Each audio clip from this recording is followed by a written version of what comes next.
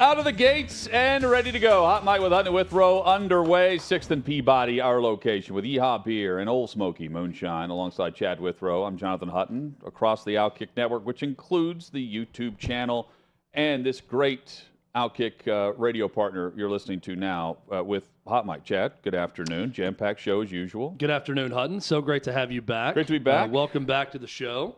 I feel incomplete without you at times. I missed you as well. And now you have officially completed me.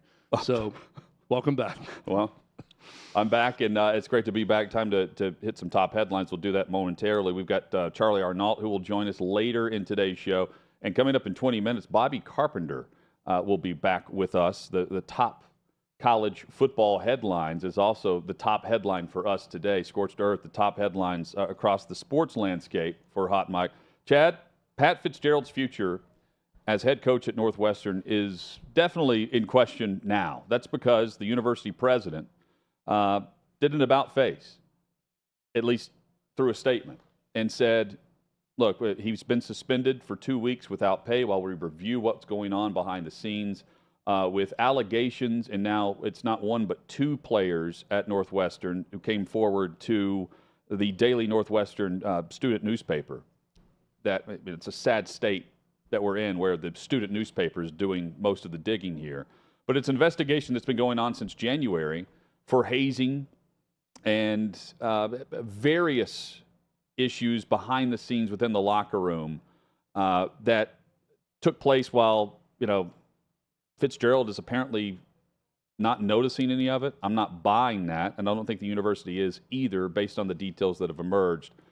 In the form of hazing, the form of getting run, which was their version of see you in the locker room where they put on masks allegedly and dry humped each other. It is bizarre. And the list of things that went into this detailed report and the university's statement on it lead me to believe that Pat Fitzgerald is going to have to figure out a way that he didn't know about it, which is damning, but not as damning as if he did and allowed it to go on. Well, the most troubling part, if true, in this whole thing is that the event, in essence, a code red, to steal the phrase from A Few Good Men, was being ordered, and that Pat Fitzgerald was even motioning for it during games or practices. For the code red, for the running, as they called it, to take place, the hazing that was happening. Whether that's true or not, that's what some people are claiming, that you could see him saying it when a freshman would screw up during a game. It's a crazy story because I thought it was over. On Friday when they announced a 2-week suspension, it was a bunch of nothing. Hey, what can we do to show that we care about it and do something to coach without really doing something to coach? Well, we'll take away 2 weeks' worth of pay for the year, where he makes an astronomical amount of money to coach Northwestern, and we'll do it during a dead period where nothing's going on. Okay, done. That problem's out of the way. Let's move on. Let's try to get this $800 million stadium built at Northwestern. Now the president, Michael Schill, is coming back and saying, maybe not. I think I erred in the original punishment, and we probably need to do more. That's not good news for Pat Fitzgerald. There's a lot more to unpack with this.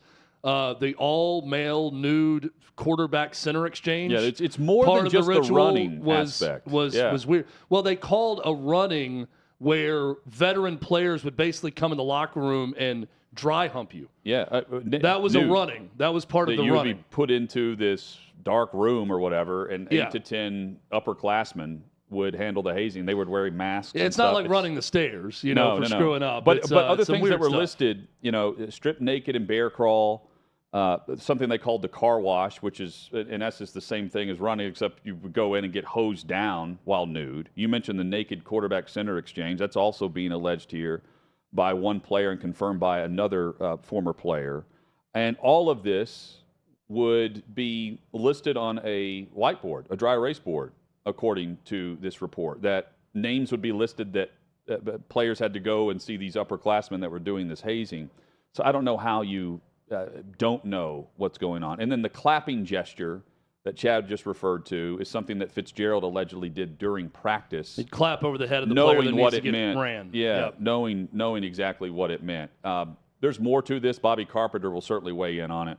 And I'll just say simply, it's hard not to read details of this and not think about the Big Ten and Penn State and why Northwestern should do an about-face and continue with this investigation, because it's not just one incident. It may be one player, but that's still one too many. And it goes back to the highest paid individual on campus at Northwestern, who is the poster child and now the poster coach for the university. There's no one bigger and more powerful as far as coaching and former players go than Pat Fitzgerald. And he's been overseeing this, even if he didn't know about it. And if he did, he's out. That second statement from the president shows me he's in trouble. That's really the bottom line of all of this, that I erred in my initial judgment and punishment. That is not good news. This would be like Rob Manfred, who came back years later and said, I wish I didn't alleviate all possible punishment from the players if he did it 3 days after that. This is the equivalent of that. Pat Fitzgerald's in trouble. So Bob Huggins is threatening a lawsuit to West Virginia based on what his attorney is alleging, which is that Huggins never actually resigned, that it was his wife who resigned over a text message, and that West Virginia immediately ran with it despite efforts on Huggins' behalf to go to rehab and do some things following what is now his second DUI charge. This happened about a year prior to his departure at Cincinnati. Now it happens right after he was on Cincinnati radio saying gay slurs live on the air, and doubled down on it in a second comment that morning a couple of months back. Chad, I don't know how Bob Huggins is trying to play the card of victim here. And I also appreciate the fact that West Virginia used their own lawyers and said, hey, we've been dealing with things behind the scenes. And speaking of behind the scenes, the statement didn't come from a text message. It was via email. And if you go back and read, it was June 9th, June 10th, somewhere in there, when all this went down, Chad, he released a statement upon his resignation. I don't know how he comes back and says, hey, I'm requiring you reinstate me as head coach, otherwise I'm filing a lawsuit. Is there not a morality clause in his contract? This is so crazy of a story that I feel like if Bob Huggins' attorneys, by the way, whose names are Bob Fitzsimmons and a guy named Rocky Gianola, is one of his legal representatives, which is absolutely perfect. That's billboard for Bob Huggins in this story, that Rocky Gianola, who his lawyers are negotiating his resignation, and then after they're negotiating the resignation, Bob Huggins is threatening them with a letter that he's going to sue them, and now the university doesn't want to talk to these lawyers anymore because they thought the whole time we were just negotiating the resignation that Bob Huggins wanted to go through, but no, it was Bob Huggins' wife that was resigning for him. This is a crazy story. Here's my response if I'm West Virginia. Oh, you didn't resign? You're fired with cause, you moron, because you went on a radio show and used homophobic slurs. Then you got arrested while hammered in Pittsburgh, not knowing you were there. Yeah. So there has to be a clause in the contract. If not, West Virginia really is the most backward state and university out there. I don't know a single multi-million-dollar contract that does not include clauses for morality or arrest that could take place. So if Bob Huggins wants to play this game, why on earth is West Virginia not coming back and saying, oh, you rescind your resignation? That's good. You're fired with cause. See you later. You can get your attorneys on that if you'd like. We have all the proof we need with the police report and with that audio of what you did on the radio station. We wanted to give you the benefit of the doubt. That's out the window now. See you later, Coach. Ren Baker's that should be West Virginia's response. E. Gordon Gee is there as the West Virginia president. They released a statement following Huggins' statement back in June where he said, I think he ended it by saying, I'm going to spend the next few months working on myself and working on my health and just being stable based on what he's going through and everything involved with the resignation. They then, the higher-ups, released their own statement and said, we support his decision and in worrying about his own health first and foremost, and we're going to move on with our coaching process. I don't see any gray area with that whatsoever. And I'm curious as to how Huggins thinks he's just going to play the victim card, which is what his daughter did on Facebook, a very emotional, not even a plea, just a rant that everyone was out to get Huggins. That's not the case. If anything, West Virginia's backed the guy, and the attorneys on West Virginia's side of this would certainly know the details behind the scenes of what they've done or have not done. It sounds also like West Virginia may have given a very favorable contract to Bob Huggins that doesn't include any language for things like this. Well, but they reduced it to year to year. If the attorneys have looked at it and now said, well, even with that reduction to the year-to-year contract, however, that contract must be on a cocktail napkin in terms of the wording. Because just in the statement if the lawyers are releasing this big talk to them about what they're going to do, West Virginia may have signed a lemon of a contract with Bob Huggins. We'll continue following the story, but I don't understand how West Virginia doesn't just come back and say, no resignation, great, you're fired, see ya. Bizarre. And West Virginia holds the cards here, not Huggins. Chad, speaking of contracts signed or not signed, DeAndre Hopkins, he has 2 offers right now, the New England Patriots and the Tennessee Titans. Over the weekend, going into the weekend, Kansas City's name is back into the mix. So there's 3 teams that are keeping tabs and trying to get a handle on whether or not one of the top wide receivers over the last 8 or 9 years now is going to be in their facility for training camp. Apparently, according to Mike Reese, who is in tune with all things NFL and all things New England Patriots for ESPN, he says that the Titans have been the most aggressive of the 2 franchises in their contract offer. Chad, no team is going to negotiate against itself, and my guess is the incentives are what make this more aggressive on the Titans' behalf instead of the Patriots' behalf. And oh, by the way, here come the Kansas City Chiefs, who could also use the veteran wideout, and it would be viewed way differently if he joins Kansas City versus the other 2 on impact. He's had 1,000 yards receiving in 6 of his last 8 years. And you drop him into the mix in KC, it makes total sense based on their depth chart. He instantly improves the big moments and the scoring options for Tennessee and New England. But Kansas City, to me, makes the most sense, even though they haven't offered yet. And it's because they're going to restructure and give an extension to Jones on the defensive line. And when they do that, that will free up salary cap space. Let me go ahead and do something right now, just for my own mental, the lack of mental fatigue moving forward on this DeAndre Hopkins story. I want to go ahead and eliminate the New England Patriots from this mix, okay, for this reason. If the Mike Reese report is correct and the Titans have given the more aggressive contract offer to Hopkins, let's put the Patriots aside.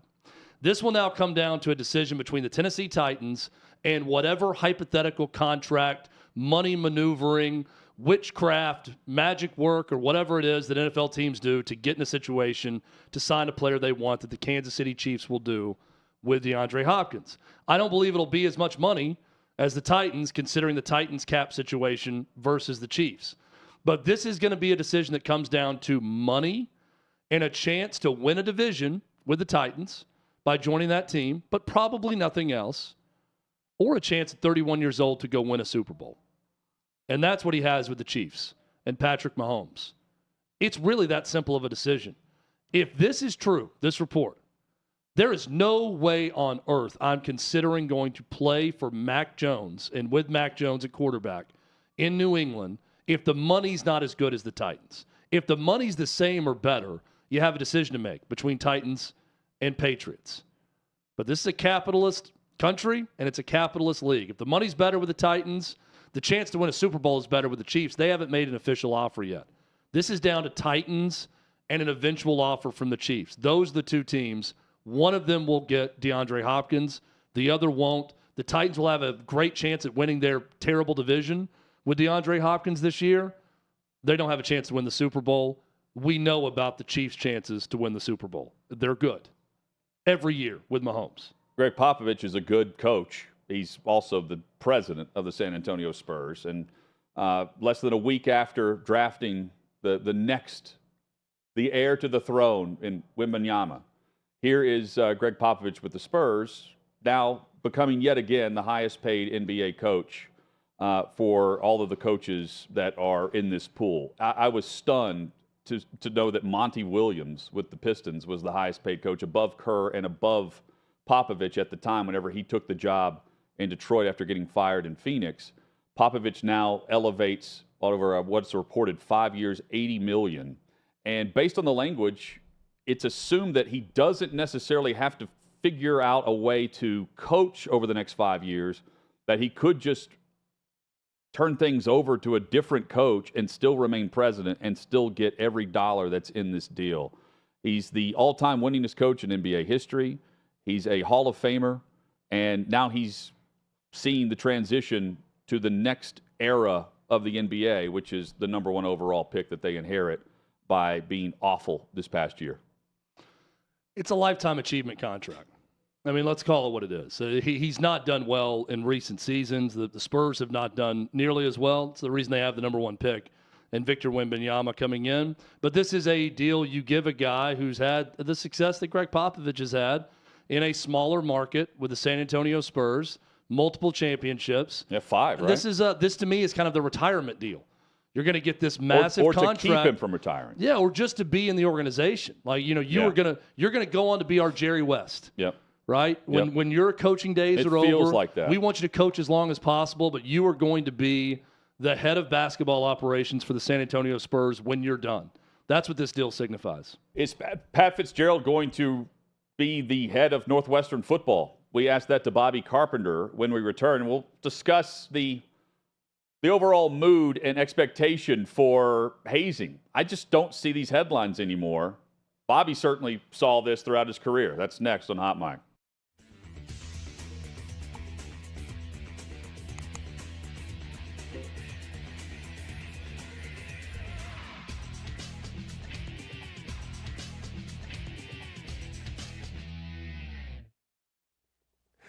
Give us pizza or give us death. Dan, I have to turn my volume down. Yeah, I'm enthusiastic, Donald. You don't like it? There's other places. Give us pizza or give us death. In fact, my guy No Fun League Sports Channel says that's one of the funniest things he has ever seen. Somebody said here, I would have taken a dump on the pizza before I threw it. How many are dumping on the way to Kentucky and Scottsburg? Anybody? Oh, I better not say that. Oh, Chickapesta, my eyes are burning. Hey, if you don't like the 4th of July and you don't like our country, I don't want to hear from you. I really don't. I don't care. Free speech, man. That's what we're fighting for, man. So that you can have festivities on 4th of July. Yeah, I don't want to hear from you. Now I've had enough. We live in the greatest country in the history of the world. We are lucky to be here. You can bitch, whine, and moan all you want about it. You can kneel for anthems. You can, I don't know, criticize. Do your thing. I do not care. I do not care. I love this country. I love 4th of July. I love America. I love our troops. I hate what we are becoming. But as Burgess Owens said, I got to tell you, we're on our way back. And if you don't like it, tough. Celebrate the military this weekend. Celebrate the cops. Celebrate the EMS. Celebrate the firemen. Celebrate the teacher. Celebrate everybody that serves. And screw all this other crap. Well, you know, it's not Pride Month. It's Pride Summer. Shut up. How about we make it military, the summer of military, the summer of blue, the summer of people that serves, not the people that are entitled, not the people that are dying for attention, so I'm going to go naked. My ass. Enjoy the 4th of July. We're going to have a Patriots tribute coming up on Monday that's going to be second to none. We're going to have Riley Gaines on, Ennis Cantor on. We're going to have the Air Force coach on. It's going to be fantastic. I love this country. You can criticize it, you boomer. Shut the fuck up. Just shut up, please. Will you please? Just shut up. That's all I got. Some little guy in a mask. Well, you are a boomer. Yeah, well, you're a bleeder. You're an effeminate male. Thus, you want to bleed? You're a bleeder. I don't want to hear about it. You know what I mean? You guys give me gas. You guys, I want to be a girl. Yeah? Yeah? You want to have a period? One period, and it would send these little freaking jackasses running. All right, Boomer Esiason, I love you. For the players out there saying, I didn't know the rules, that's total BS. I do know that the NFLPA should be putting it in their union members' heads. You can't do this. Here are the rules. We'll send them out to you 1,000 different ways. Email, test, TikTok, social media, whatever the hell, as DMs. We'll slide into your DMs with the rules so you know what the hell is going on. He's talking about gambling. because that's where you spend most of your day anyway, in your freaking phone. I know for a fact that the Jets and the Giants and OTAs and minicamps went over these policies in their teams incessantly, so they know that they cannot do it. So any player that comes out and says, well, they didn't tell me, that's a pile of crap. It's on the player to be professional that you're supposed to be and earn the money you're earning to play in the league. You're privileged to play and to protect the league's integrity, not by not betting on the league. Good for you, Boomer Esiason. And Isaiah Rodgers, you're a freaking idiot. You're just an idiot. I mean, you think about this idiot, Isaiah Rodgers with the Colts. He's going to bet on his own team like, hey, look, you can say, I didn't know I was in the facility or on the Wi-Fi. Yeah, well, you know not to bet on your own team or against your own team. You're a freaking idiot.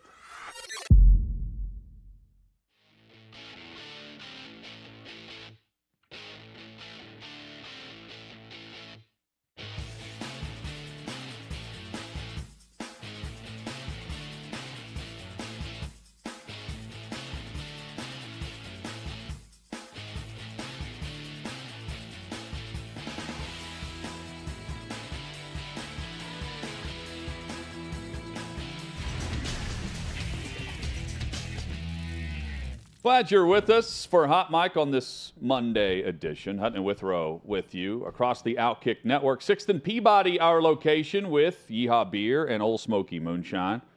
Chad, we're going to do a moonshine tasting later this week. Yeah, it's been a while. I feel like every now and again, Hutton, just to kind of get the senses going again, we got to some new flavors refresh here. our memories and our palate of the different moonshines here with Old Smokey. So we'll do that later this week. Bobby Carpenter is about to join us momentarily, and we'll discuss all things Northwestern, Pat Fitzgerald in a moment. Jay Monahan, the PGA commissioner, he's actually coming back. I'm surprised based on him stepping away about a month ago, a little over a month ago.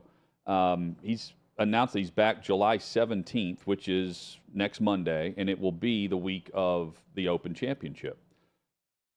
This is all as Congress is looking into the merger, or however they want to rephrase the deal between the PGA Tour and LIV.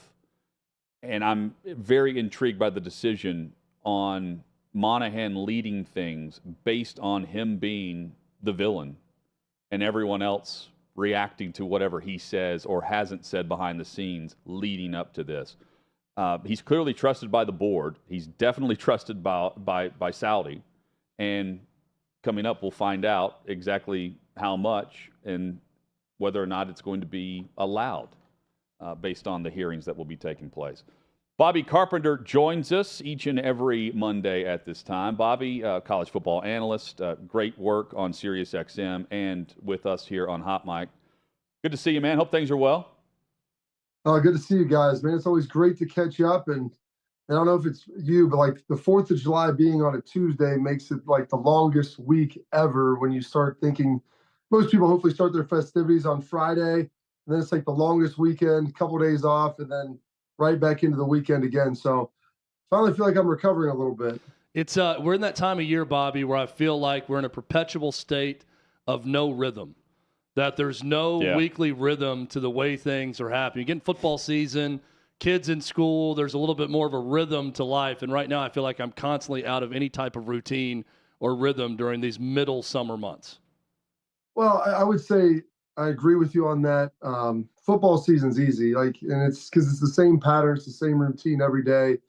College games on Sunday or Saturday, NFL games on Sunday. You got some high school games Friday night. And then the off days are spattered in between. And like for football installation, it was the same. It's like your normal first and second down, do your third down, then you do your special situations, red zone, walk through, play a game. And you just wash, rinse, and repeat that. Maybe you throw a bye week in there. But in the media, it's a very similar mode with the Monday night games, the Thursday night games, Friday, Saturday, Sunday.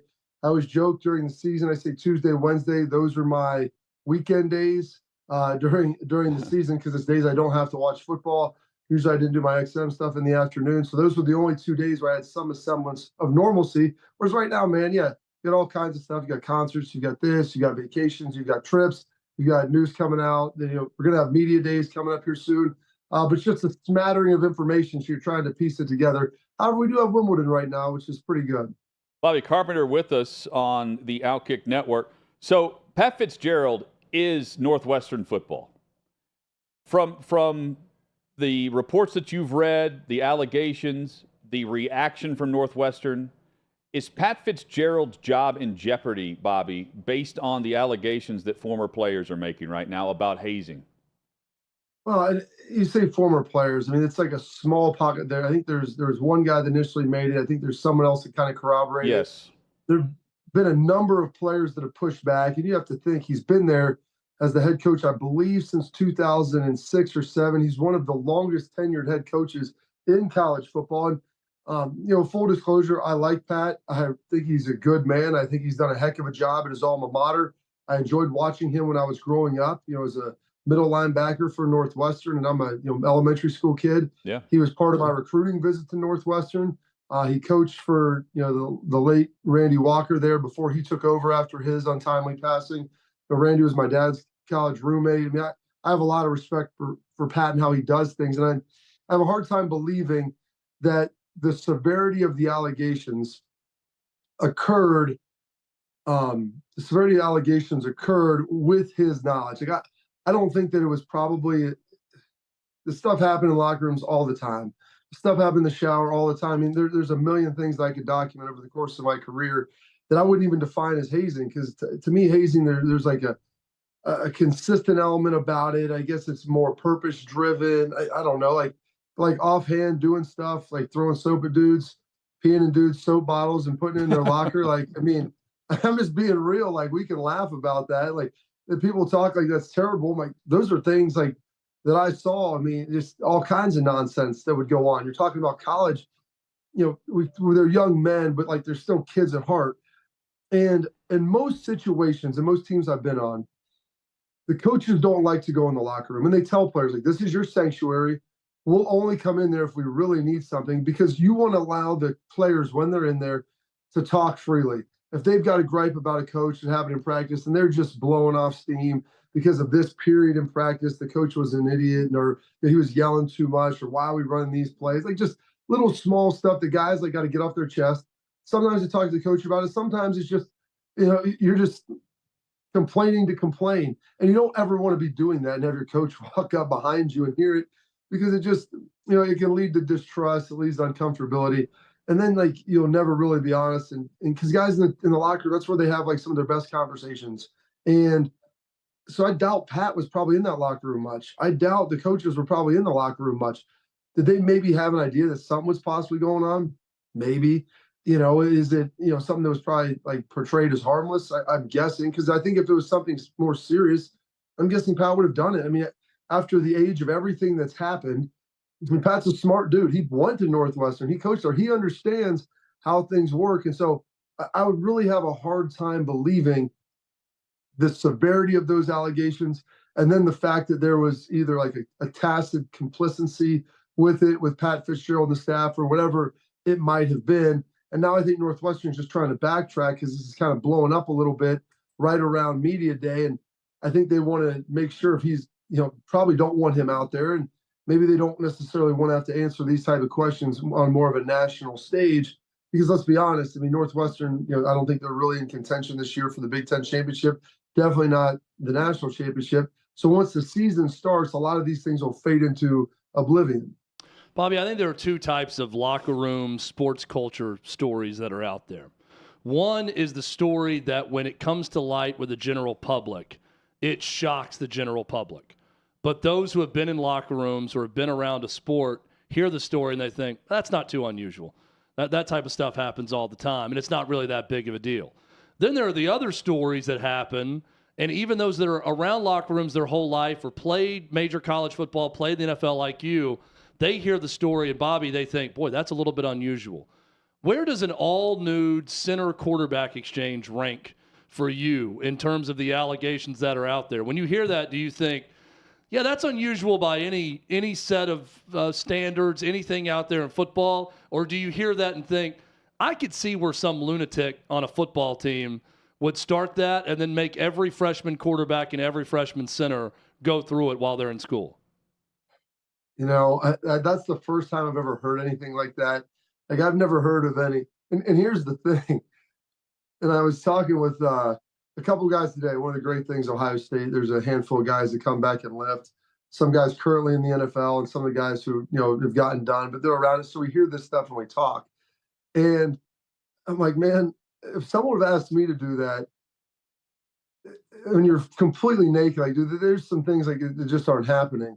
And I mean, if you're going to try to encourage me to do that, then the next possible thing is probably me fighting you. Like, that's like, 'cause I'm not touching another dude between his legs with or without clothes, unless it's part of a quarter center exchange or something like that. Like, that to me sounds way out of bounds. And I also like, I would struggle to believe that there's 100 guys in the locker room and that nobody would be like, dude, we ain't doing that. Like, this is ridiculous. And that those guys would be complicit and do it. And without being like, listen, man, I'm not, there's no zero chance in hell I'm putting my hands in his naked, sweaty crack and receiving a football. Like, that just isn't going to happen. So when I heard that Withrow was a little more shocking to me, but I also found it when I heard about it, like, this is something that these two guys who are 18, 19 years old would have had to willingly participate in, or either say that, no, fight back or whatever. And I can't imagine that would have taken place in the last 20 years. And the culture of hazing has changed, even like on the, like I would say the obvious level. Like, everyone's heard stories of guys getting taped to goalposts, right, or having to carry in pads. That rarely happens now in the NFL. That would happen all season long for rookies. That's how like low key it's been, where it's not even really thought of anymore. At best, guys go get food for the vets on team planes and show up with whatever burger joint is requested. When did you really see the turn of locker room hazing versus what it used to be? I played for Parcells my rookie year. He's about as hardcore as you're going to get. And he's like, listen, no hazing. And like, to me, I think to him, those guys, like, hazing was terms of like psychological or physical torture / abuse. Yeah. Like, and there's, I think there's, and I want to say this, everybody refers to hazing as a terrible thing. And Bill Belichick, then at the end of my career, he goes, listen, we're not hazing anybody in here. He goes, but there are initiations. Like, you've got to get up and do a rookie show. You've got to get up and like, well, guys might be uncomfortable singing their fight song. Like, people are like, that's cruel. For a grown man who is going to be making in the hundreds of thousands of dollars to play a sport, for him to get up and stand on a table and sing his college fight song while guys boo him for a minute and a half, I wouldn't define that as cruel and unusual punishment. But there are people out there, Hutton, it's like, that's torture. They may have anxiety from being in public. Hey, you're going to be out there. And this is part of the reason why guys are so hard on each other in the locker room. Because during a game, I want to know that despite everything else that's going around, like the fans are yelling at us, we could have just blown a third down, whatever could have happened, that you're going to be able to put all that crap aside and be able to go and perform. And so if you're going to get sensitive, guys would come in 5 minutes late, late for when you would normally get there. And it's like, hey, what's going on? Sleeping in today? And then guys would come like, well, my kid was sick and this and that. Whoa. Sensitivity, fine. You can't handle it. Like, you didn't even need to respond. Just keep on walking and laugh at it and say, yeah, guys, sorry, my bad. And just keep going. But you want to explain it all, and the guys get personal. And you can't do that because you have to be able to put all of your personal feelings aside when you're playing a game and you listen to people yell some of the most obscene and terrible things from the stands where you're trying to get corrections, and it may only have 45 seconds to do so before you've got to get back on the field again and to go win a football game and get a stop or go get a score or whatever it might be. And so the initiation process is proving that in those small groups that you're able to earn the trust of the people around you because you're willing to do something that might make you a little uncomfortable. And I'm not talking about having two naked dudes snap a football to each other. Right. That's ridiculous. But getting taped to a goalpost, getting dunked with water, carrying somebody else's pads, going and getting food, bringing in coffees in the morning from Starbucks, like getting your head shaved, like that's all part of it because everybody else has done it. And it's part of the process of being able to say you went through it, just like it is going through a camp, because it's so much easier now. Last year they'd gotten rid of 2-a-days, they'd gotten rid of this. Like, it's really hard to define and determine the character and what the type of person is that you're with, because you never have to see them struggle during practice or anything else. So Paul Feinbaum says that if Ohio State loses to Michigan this year, Ryan Day is going to be on the hot seat. That's the speculation. Are you buying that at all? Hot seat's an interesting term. I would say, yeah, well, there'll be pressure. I'd say there'll be a heck of a lot of pressure at that point. I don't think if he loses this year, he's going to get fired. Unless it's just, I would say it would have to be that coupled with, a 9-3, 8-4 season, and you get smoked by Harbaugh up there. Like if it's like this year and you go 11-1, that's your lone loss. And this year, heck, they're a missed field goal away from beating Georgia and probably winning a national championship. Like, are you willing to fire a guy like that? I think Ryan understands the gravity of it. He understands how important it is to beat your rival. Hot seat's an interesting term. Yeah, there'll be pressure. I think there's pressure on him now to win that game, and I think he openly acknowledges that there's pressure on it because there was a unprecedented 20-year run that he just got dropped into and had to do with COVID. Now he's in NIL and all this other stuff, but nobody cares. They just want to see people win that game. And almost to the point where you don't almost rather win that game than win a national championship, which it doesn't necessarily make sense all the time, but there is some truth and feeling to that. And so I completely get that as well. But I would say, yeah, hot seat for however you want to define it. Yeah, there'll be a lot of intense pressure and scrutiny on Ryan. Should Ohio State, not him, Ohio State not be able to win that game? And this is something we brought up hypothetically with you back in January. Had they met for a national championship game in the college football playoff, what would have happened if Michigan won twice in the same season and won a title over Ryan Day? Bobby, always great, man. We'll catch up in a week, and in the meantime, we'll catch you on SiriusXM. Hey, thanks, guys. I Thanks, appreciate Bobby. it. Bobby Carpenter, college football analyst. Skip Bayless has his wish list of hosts to replace Shannon Sharpe, and there's one guy at the very top. That's next.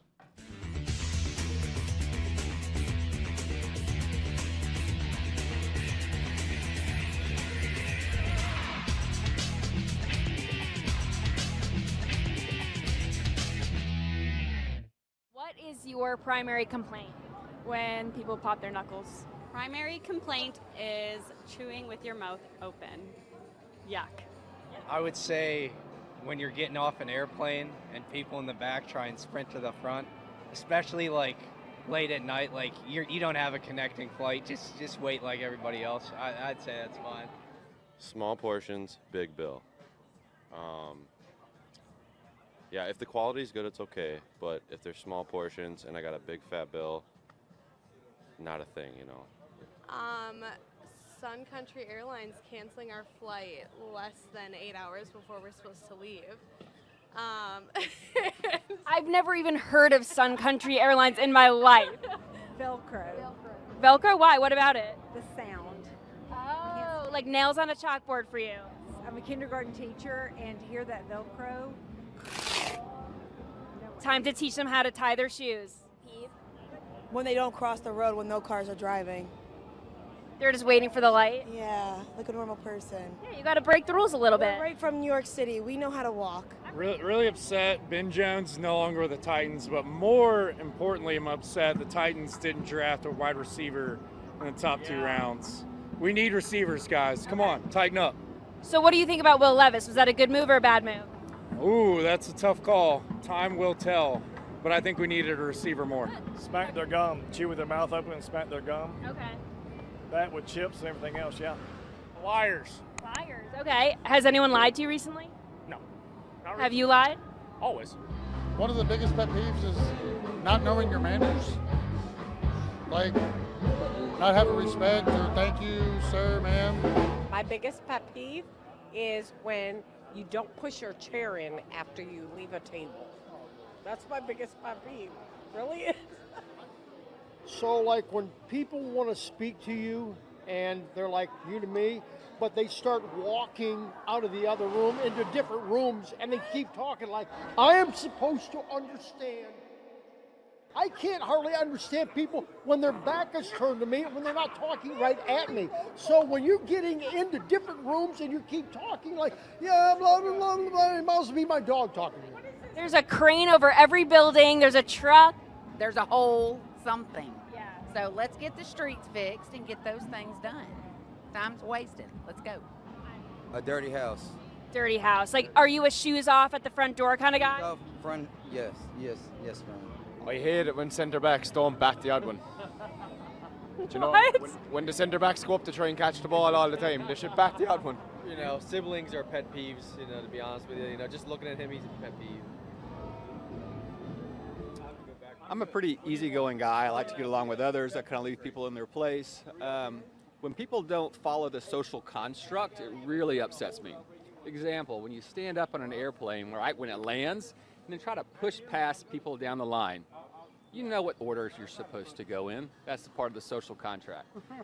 When you're grocery shopping and you have your cart and you don't take it back to the cart delivery spot, but you just leave it by there beside the parking spot, taking up someone else's spot, violating the social contract. Do what you're supposed to.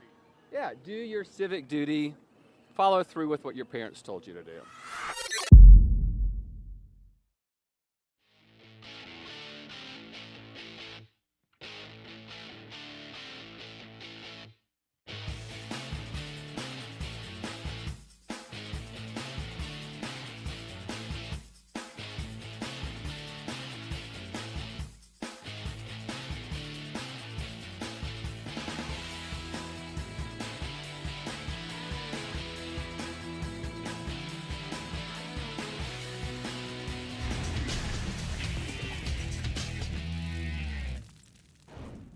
Hot Mike, Hunting with Row rolls on from 6th and Peabody and across the OutKick network. Show's flying by, Hutton. You It's can Monday show. Flying search by. out OutKick on YouTube. Hope you'll subscribe there. We've got Charly Arnolt, who will join us later in the show. That's coming up in a little over 2 hours from now, a little less than 2 hours from now, I should say. A lot to dive into there whenever she joins us. Chad, we had a topic, I don't know. Hey, speaking of topic, just one future topic later in the week I want to get to. Go ahead. My latest Indiana Jones review, because I got a chance to see it yesterday. We may have time for it later today. At some point, I just want to give a quick spoiler-free review of this movie that I'm all for it. Just got crushed by critics for the month-long build-up, and then it kind of evened out. Once it started to come out and other people started to review the movie. Actually saw it. Yeah, it was more of a, it was a mistake to premiere an Indiana Jones movie by Disney at Cannes. That's my take from it. Yeah. The crowd at Cannes is not looking for the latest Indiana Jones movie, so it got predictably crushed by critics. I don't think it's very bad. In fact, I think it's pretty good. So I'll give my review later. I can't wait for this. Full You're review right. coming later. It was across the board trounced, and it doesn't seem like that's Hunt the only case got anymore. a 17-minute standing ovation. Oh, That's how much they hated it at Cannes. They said, we will only stand for 17 minutes and not our customary It's not Scorsese worthy. 27-minute Killers of the Flower Moon standing ovation. You only get 17. I may be part of that later in the fall whenever that movie drops. Skip Bayless would give a standing ovation to this hire to replace Shannon Sharpe. Charles Barkley would be my dream debate partner on Undisputed. I would dive out of bed every morning out here in Los Angeles at 2 o'clock in the morning to get to work with Charles. Please, Charles, please come and please work with me, this damn idiot. Please. What a joy it would be to do battle every day with Charles Barkley live on television. I could semi-retire. I could mail it in. I could, dare I say, actually have a life and forget about prepping so furiously hard night after night after night for every day's Undisputed. All I'd have to do is let Charles go first and listen to him make a fool of himself. I'd get to sit back and watch him walk himself right into an indefensible trap. I wouldn't even have to try. So please, please, please, Charles, come be this damn idiot's debate partner. Please let me annihilate you on a daily basis. There's Bayless there on his podcast. And for those that don't know, Barkley's been on the opposite end of this in regards to Skip Bayless, calling him a damn idiot over the course of several occurrences on TNT, NBA TV, and others. Shannon Sharpe's out. They're looking for someone to sit in that seat. Barkley and Bayless don't like each other. It would be the perfect fit based on that. It would be a windfall for FS1 and Undisputed with Bayless if they land Charles Barkley, who's starting his own CNN show, and certainly has never been short of opinion and basing it off of his knowledge behind the scenes or facts that are out there and comparing the two. Some don't do that. Bayless is very good at what he does. He's 71 years old, which stuns me when you say, like, there should be by the way, there should be a rule. If you're 71, you're not wearing a chain the way he wears the chain. Like, there should be an age cutoff there. Side note. Let's make that age cutoff 45.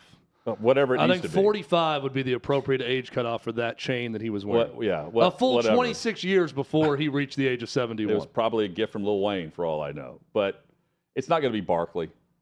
Barkley's not going to do this. They need someone like that because the combative style of both would be highly entertaining. And that's what this is. This is manufactured debate, prepping all night based on whatever topic you receive, and then coming up with something to debate across the table from, even if you're not 100% behind it, which is BS, but it also garners ratings. Congrats. But it's just not going to be Charles Barkley because I don't think Charles Barkley can be told what to say or what to do. Well, and Charles Barkley likes the job that he has, and that's a real family-type atmosphere with inside the NBA. And Charles Barkley also, I don't believe, is in a hurry to show up and work at the amount of hours and the amount of shows that Skip Bayless works every day. Yeah. Given his lifestyle and wanting to play golf and wanting to do different things. I was surprised he signed up for the CNN show, honestly. I thought he just liked the life that he had, where he gets to travel around, he gets to play golf with famous people, and he gets to do a few Inside the NBA shows throughout basketball season and throughout the playoffs and then be done with it and appear on shows and podcasts that he wants and not doing anything else that he doesn't want. So it's a pipe dream by Skip Bayless. It would be an incredible show. Yeah. I think both would do a really good job. I do respect Skip Bayless's grind and his work ethic and what he does and how he goes about it. I don't respect that chain that he was wearing.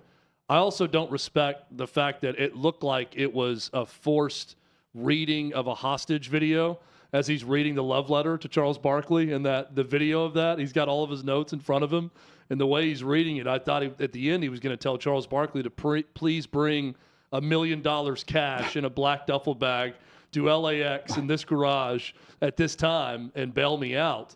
I thought the whole setup was a little strange as he made his plea for Chuck. Well, this is the same set wherever he was going back and forth with Stephen A. Look, he is right to want to woo Charles Barkley to that show. Yeah. That is the right choice. That is the home run, not the home run, the grand slam of all grand slams of hires for FS1 to bring Charles Barkley to Skip Bayless and let them debate every day. That's the best hire anyone could make. So Skip Bayless is right with that. I don't think it's possible. I don't think Charles Barkley would sign up for that level of work and that many shows. The one I would talk to now that's realistic, that just got laid off by ESPN, is Jalen Rose. I think Jalen Rose is also angry enough and has to be right about everything that on a debate show like that every day with Skip Bayless, it would lead to some very uncomfortable exchanges. Yeah. And I'm here for that. You know, when Shannon Sharpe doesn't show up for work, we end up talking about it for a week or two. So I'm here for that level of uncomfortability between those two. I think that would make for an entertaining and uncomfortable show. Prediction? Yep. I think it's Keyshawn Johnson, who was also just released. I think that'd be a mistake. Well, I don't think Jalen Rose – I think Jalen Rose is more on the Barkley camp of not doing it personally. Just saying no. Because it's Bayless. But wouldn't you go Jalen Rose before Keyshawn Johnson? No, yes, absolutely. You're also moving to L.A., right? I think there are things to that. Yeah. The CNN show that Barkley's doing is in Atlanta, where he lives. Yeah. You know, that makes total sense too. And he's without a doubt that mic drop aspect of that show. But Bayless creates stars. Just ask Stephen A. Stephen A. wouldn't be where he is without Bayless, and he's admitted that time and time again. And Stephen A. doesn't have a lot of bad things to say about Skip Bayless. And Shannon Sharpe quit the show and still on his last day mentioned that the same way Stephen A. did, right? You garner attention and you get a hefty contract by being on camera with Skip Bayless. But he's right. You got to get up super early. That would suck. 2 a.m. And he's prepping all night. And then hopping, shoot up out of bed at 2 a.m. if it was Charles Barkley as co-host. Chad, you know what I would do if I was Skip Bayless? Semi-retire. I don't think he can retire. Well, that's what he just said. He's like, I could easily semi-retire. I could call it quits. And I'm thinking, yeah, you could. I think he got the money to go ahead and call it a career. He's just wired. I'm just telling you what I would do at 71 years old. He views it as a hobby. Props to him for that. You know? Good for him. Looks great. Looks great in that chain. Yeah, 71. He looks Barkley's 60. I mean, he looked 65 in the chain. So that took a good 6 years off his look. You didn't see the Jordans he was wearing. Good job. I'm sorry, 55 with the vintage 84 Air Jordans. Yeah. DeMaurice Smith's the outgoing NFLPA executive director, and he's been in place for quite some time. He was a part of the negotiation as the executive director back in 2011 with the collective bargaining agreement with Goodell. On his way out, he's co-authored an article with a student from Yale, I believe, that suggests what the NFL should do moving forward in hiring practices for coaches and do away with the current Rooney Rule policies that are ongoing. And the specific suggestions that he mentions admit that the Rooney Rule isn't working or hasn't worked, adopt a consistent and fair approach to hiring, eliminate any rules that require coaches to seek permission from their current organization in order to interview with another organization. And among the other things, appoint an outside monitor to audit hiring practices and more. Where it was versus where it is a ton better. And I stand and, I sit here today and think NFL owners are going to hire the coaches that they believe will win. I don't know of a situation where you hire a coach who, as an owner, you actually think there's someone better and you don't go ahead and hire that coach because the other guy, well, he's not good and you're going to lose more. Like that just makes no sense to me. There is retread in the league, not nearly as much as we see in the NBA, Chad. And for that reason, I think the NFL has made steps to make it more of a level playing field when it comes to interview process. But when it's all said and done, as the owner of this business of an NFL franchise that's worth up to $10 billion and growing, Chad, they should be able to interview and hire whoever they want, regardless of rules that are in place. And if you say, well, it's a sham interview, well, in that regard, DeMaurice Smith is right because they're following the policy regardless of who they want to hire. In requiring some sort of quota for hiring for certain jobs based on, black, white, Hispanic, male, female, right, whatever, that's not fair either. There's nothing fair about that. When you're talking about the identity of someone and saying you must hire X number of this person for these jobs or whatever, that's also not what's fair and just. And I really don't know how you make people. Let me go back. There's an issue at times with people knowing what's best. People make bad decisions, but those decisions aren't always based on racism or the race of the person, right? So what is the best possible candidate for one billionaire owner versus another billionaire owner, and who are they hiring? Yeah. To DeMaurice Smith's point, he's not wrong about the Rooney Rule not really working to the level they want, because what he really wants to see and what this paper is saying is, this is the fundamental question that they have to ask, and I don't know the solution to it. How do we get white billionaires to believe that a black coach is the best possible option for them more often than not? And that in itself is creating a racist dilemma. Because then you're saying, we want them to choose the black coach over the white coach. But we got to get them to believe that the black coach is the best possible candidate. Because we're all sitting here saying, which should be the thing, hire the best candidate. Hire who can help you win more than anyone else, regardless of race, creed, whatever. That's what we want. But then the solution is what? We're going to make you hire a certain race? That's not a solution for anyone. That doesn't work either, and that's not what's fair and just or right. So how do we get white billionaires to hire more black coaches? That's really the question they're asking. And Hutton, I don't know what the answer to that is because, like you, I don't believe that these billionaire NFL owners are saying, you know what, we got a tie here, let's hire the white guy. Right. I don't think they're thinking that. No, and I think they believe these are the best candidates they're hiring at the time of what's available, and it's breaking out this way, and that's not the desirable spot for what DeMaurice Smith and what the Rooney Rule wanted. Well, one of the things is to pre-screen the interested candidates to make sure that they qualify for application. I'm thinking, did John Harbaugh qualify to be the Ravens head coach as a special teams coordinator? No, because everyone was being hired as a offensive or defensive coordinator. But that's worked out. There's many more headlines to come, including Bob Huggins trying to play the victim card based on resigning, which he says he didn't do. How's that happen? That's next.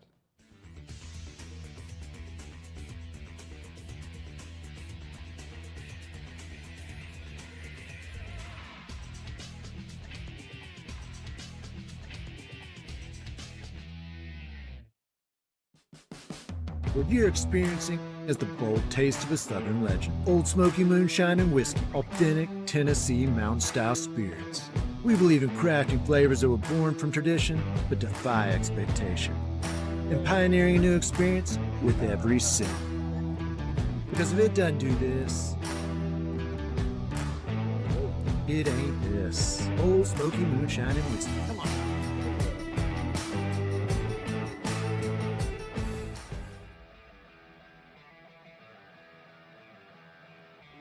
Welcome into OutKick the show. I am Clay Travis, your fearless leader. I am going to continue to argue that sports is one of the great unifying forces in all of American life. ESPN is a sinking ship. Democrats are now the party of the white, woke college graduate.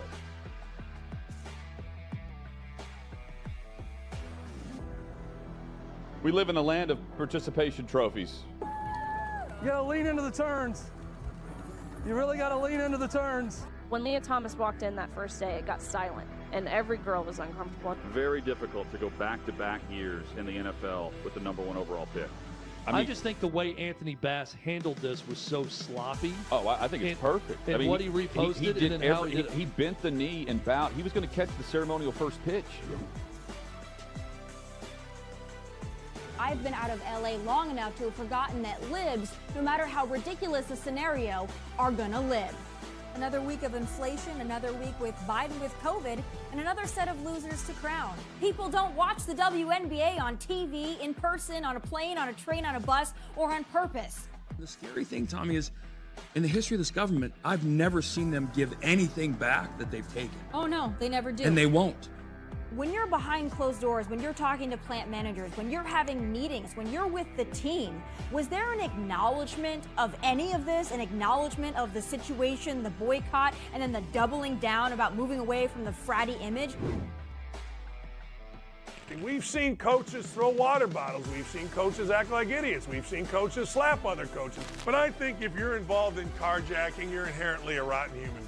The level of stupid that sometimes gets on our YouTube chat just gives me a headache. You're born a male, play with males. You're born a female, play with females. Don't at me about it, people. I'm pissed off about this. I never did it before in my life, but Trump is being cheated. The American people are being cheated. We, ladies and gentlemen, are being cheated. I believe this person is the greatest player anybody alive will ever see. How can you hate Derek Jeter? A guy's on-base percentage tells me his batting eye, and a guy's slugging percentage tells me if he's a threat. That's the kind of guy that throws a no-hitter, that effectively wild guy.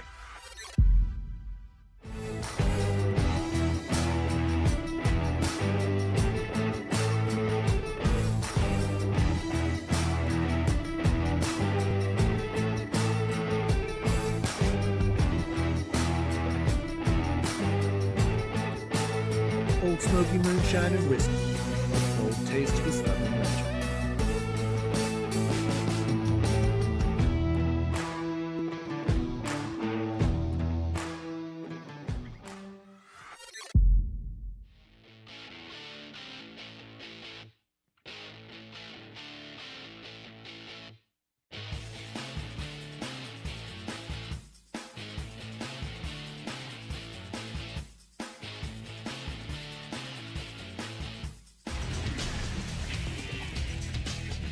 Just like that, the second hour is here. Hot Mic with Hutton and Withrow across the OutKick Network. 6th and Peabody, our location. As you view the show on YouTube, listen to this great radio partner.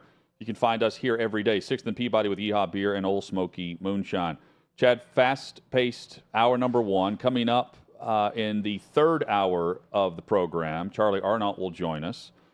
Big thanks to Bobby Carpenter. If you missed that chat, it's available on demand at OutKick.com or at our YouTube page. Just search out OutKick. So we've hit a variety of headlines. The one that comes to mind for me over the weekend is Bob Huggins and this threatening lawsuit at West Virginia if they don't reinstate his status as head coach for the basketball program. And this is a little over a month after he resigned following the DUI charge, where he was nearly 3 times the legal limit. According to the police report that is out there publicly and has been certainly stated and mentioned several times, the officer tried, according to the report, upwards of 10 times to figure out how Huggins got where he was in Pittsburgh. Tried 10 different times and asked 10 different ways, I believe it was phrased. Do you know where you are, and how did you get here? And the dude thought he was in Columbus. Turns out he's in Pittsburgh. 3 times the legal limit. He's got empty beer cans that apparently they collect recycling, but, guy was drunk, according to police. And this stems after the Cincinnati radio deal, where he used homophobic gay slurs live on the air on that morning show a couple of months ago. West Virginia didn't do very much at all. They reduced his salary by $1 million. They made his contract to where it was year to year, according to the university on their decision. But this was the final straw. Because at what point do you just say, like, hey, we can't just do nothing and continue to expect a different result on the behavior pattern of the guy who represents all of us? I mean, Huggins is a Hall of Famer.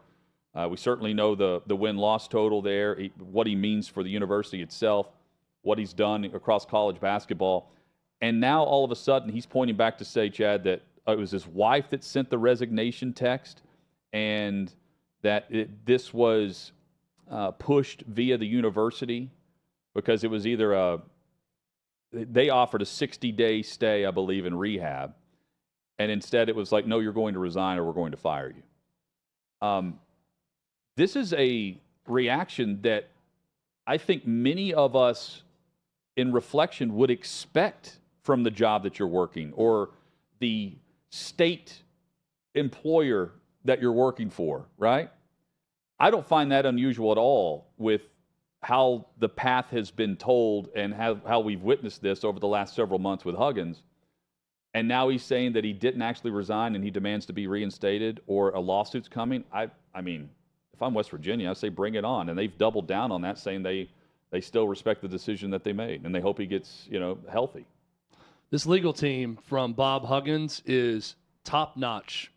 One of the best you're going to find if, in fact, after the first incident on the radio station with what he said, and they lowered and reduced the contract at that point. Right. First off, if there wasn't some sort of morality clause in the first contract that was already in there, and especially if there wasn't one placed in there after that, and after what he said on the radio station in Cincinnati, those guys deserve a raise. And if they're that good, maybe they can successfully sue West Virginia, the university, and get some money for their client and Bob Huggins by claiming that his wife was the one who resigned via text message and he didn't even do it, even though Bob Huggins is quoted in the statement of resignation saying he needs to take some time to get right and go get help and not focus on basketball. This is a wild story. Well, the statement is crazy. The statement alone from him admits that he's resigning. Yes, that's what I'm saying. He's quoted in the statement, but he's saying it's his wife that technically resigned for him or said he was resigning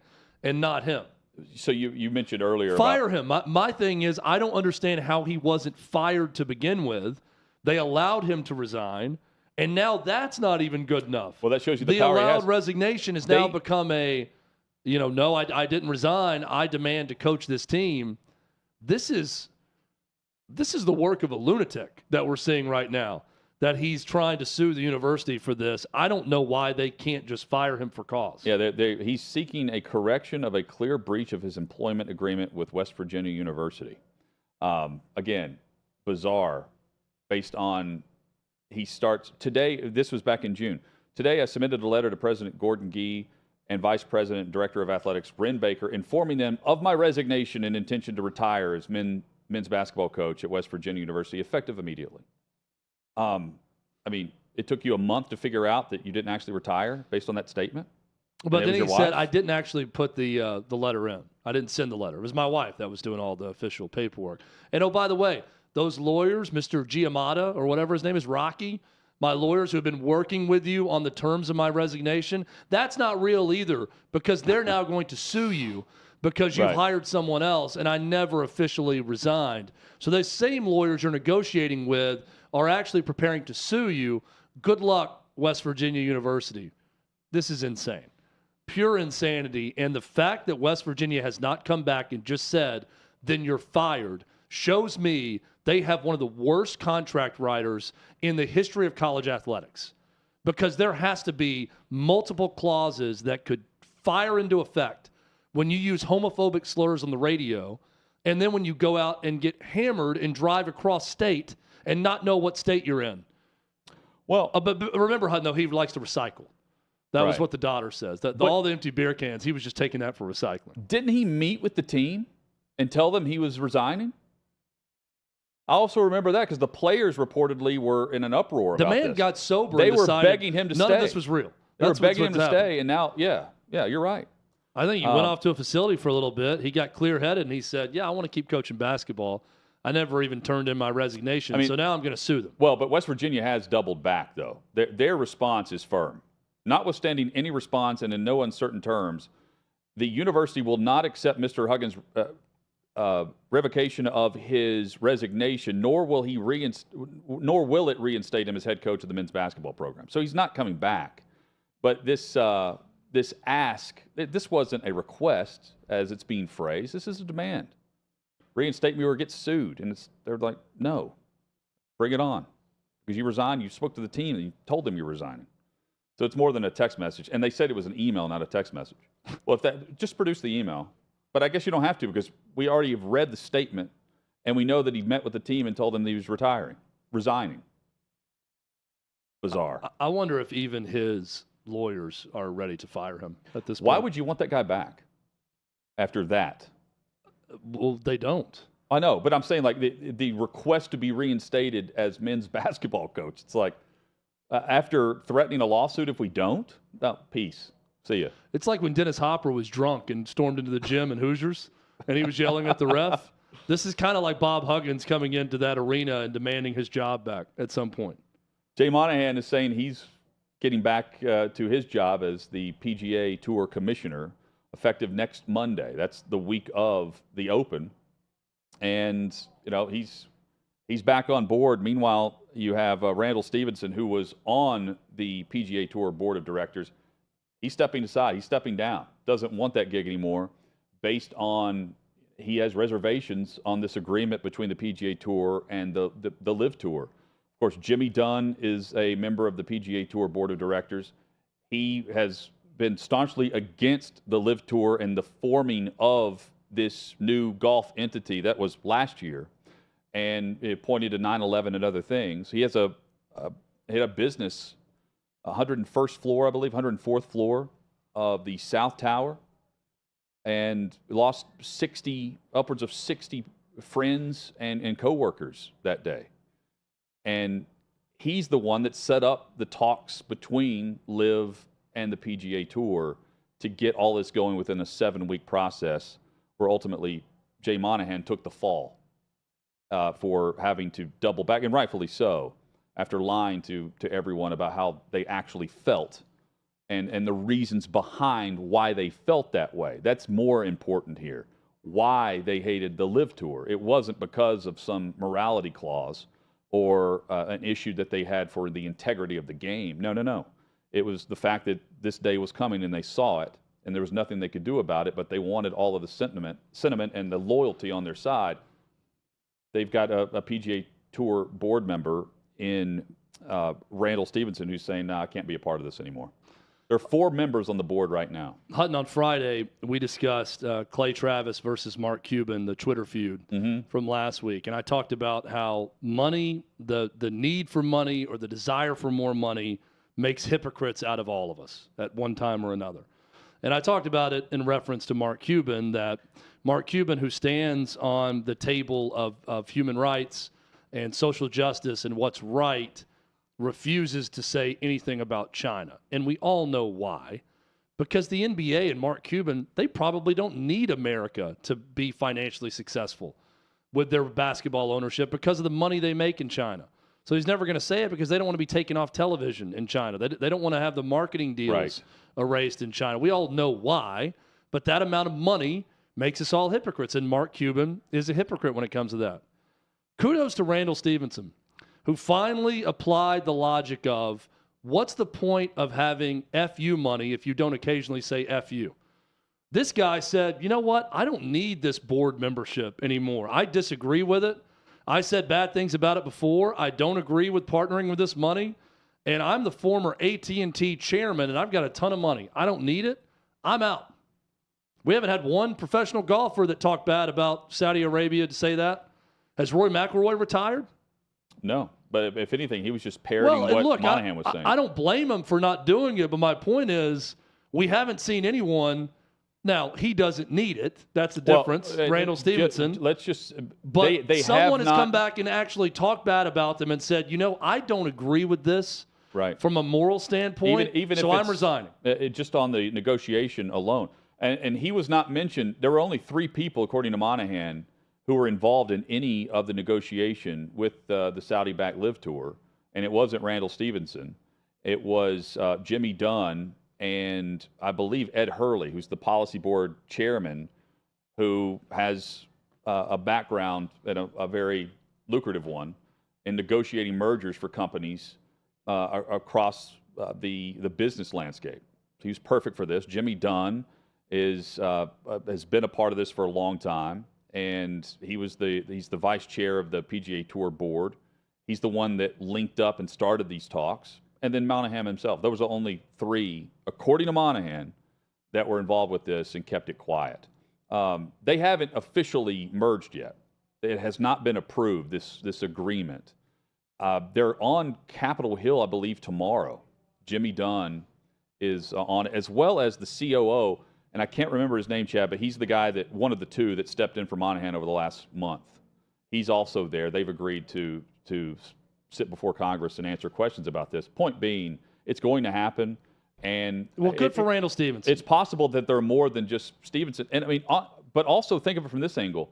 The other 2, Flaherty and Mary Meeker, they weren't kept in the loop on this. And right now they're listed as board members for the PGA Tour. And if they decide to step away, I'll applaud them too and say, good for you. Yeah. If that's what you believe, stick with it. I said this on Friday, but Bernie Sanders, I disagree with politically on almost everything. I respect Bernie Sanders because I believe he believes everything he's saying. He's 100% genuine with who he is and what he believes politically. So I can't hate someone like that. Yeah. I'll say the same about Randall Stevenson. All of these board members, Jimmy Dunn, the chief amongst them. Now Jimmy Dunn's wanting to be, Mr. Tough Guy now and saying, I'll kill him myself if I find out any one of these guys were involved in it. Whatever, dude. Him, Monahan, and then to a lesser extent, every PGA golfer that just repeated the talking points that Jay Monahan fed them, they all look like loser hypocrites now. The moment this happened. Now, if they wanted to hold that honor in, like a samurai warrior back in the day, then you fall on the sword and retire. They're not going to do that. And I don't blame them for not doing that. But that's the only way to save your honor in this whole thing. If not, you just grin and bear it and say, yeah, I got had. I got fed a bunch of BS by a bunch of rich guys, and those rich guys wanted to get richer, so they decided to team up with the richer guys. And now I'm one of those guys who's also rich, and I'm making the blood money from Saudi Arabia like a lot of other companies and a lot of other sporting entities. So, gotcha, they got me. Sorry, not sorry. That's the message here. There's a lot of people and companies that will take the blood money, quote unquote, from Saudi. Absolutely. What got me with Most this, of them, though, aren't bad-mouthing Saudi the whole time. They're just taking it. Well, not just bad-mouthing Saudi. Most of them are not pointing to the group that did and saying, you are anti-American. We fly our flag here. We're going to stand on patriotism and loyalty. And that's exactly what the message was for the first 12 months of this. And then all of a sudden, it was, hey, this is about unity and bringing the sport together. This is for the betterment of golf. It's absolutely not. This was for the betterment of stabilizing what was going down the drain faster than what you expected. And you're not having to answer for the fact that you were flying the flag and now you've put it away. That's exactly what they've done here. Yep. And meanwhile, some of the best guys, Chad, you and I know a handful of them on tour, they're just reacting and regurgitating in this, the car wash of whatever press they were doing or interviews that they granted. They're saying the same things that were coming out of the PGA Tour board and from the commissioner. And now they look in the mirror and think, you got to be kidding me. Yeah. And that's why I wasn't expecting Monahan to come back after this health concern. Health concern that took a month. I thought the health concern was a convenient way to move on. Yeah. But apparently not. I felt a lot like Urban Meyer, and Monahan's back quickly, just like Urban Meyer in all of this. More coming, including NBA free agent contracts, and they're making how much?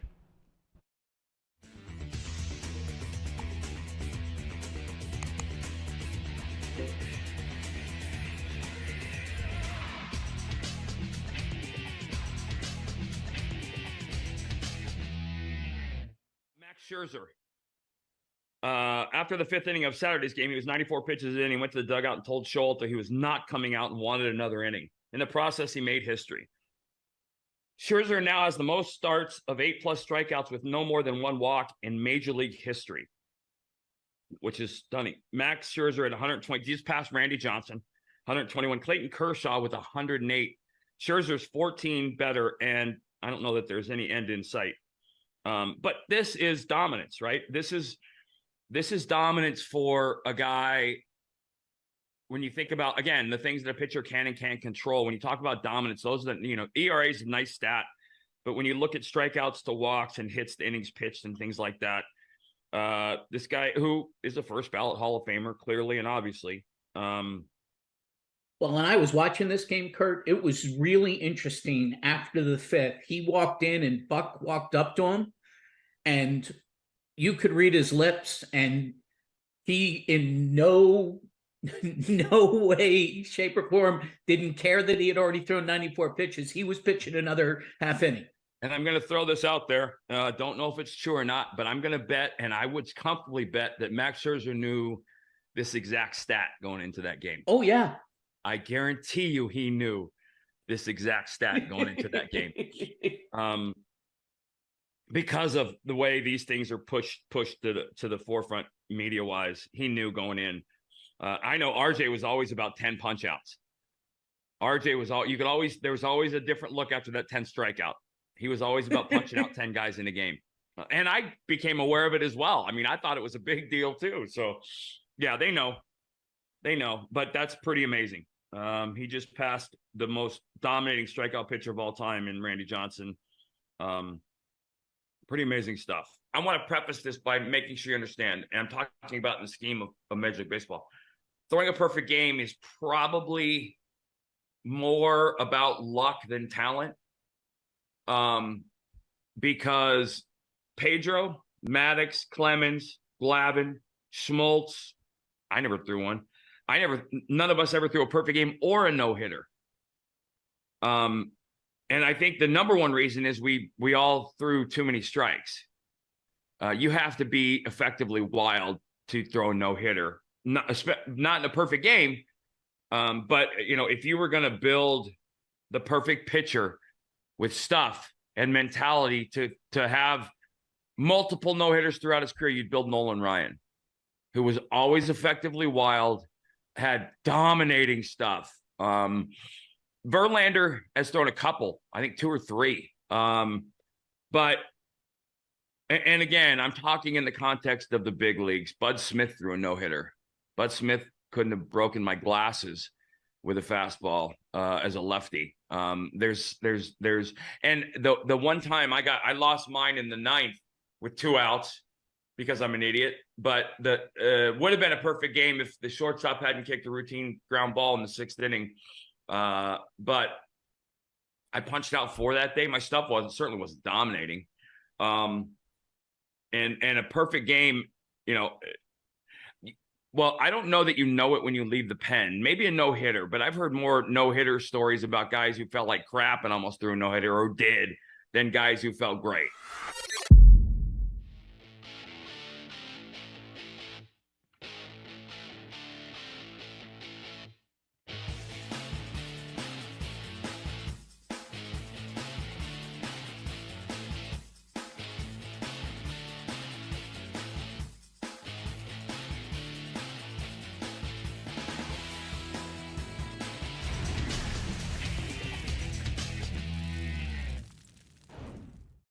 Glad you're with us. Hot Mic with Hunt and Withrow rolls on. OutKick Network includes our YouTube channel and this great radio partner. If you're listening throughout your workday, our goal is to get to 6 p.m. Eastern as fast as possible each and every weekday, Chad. We're doing that. Let's face it. It's also your goal.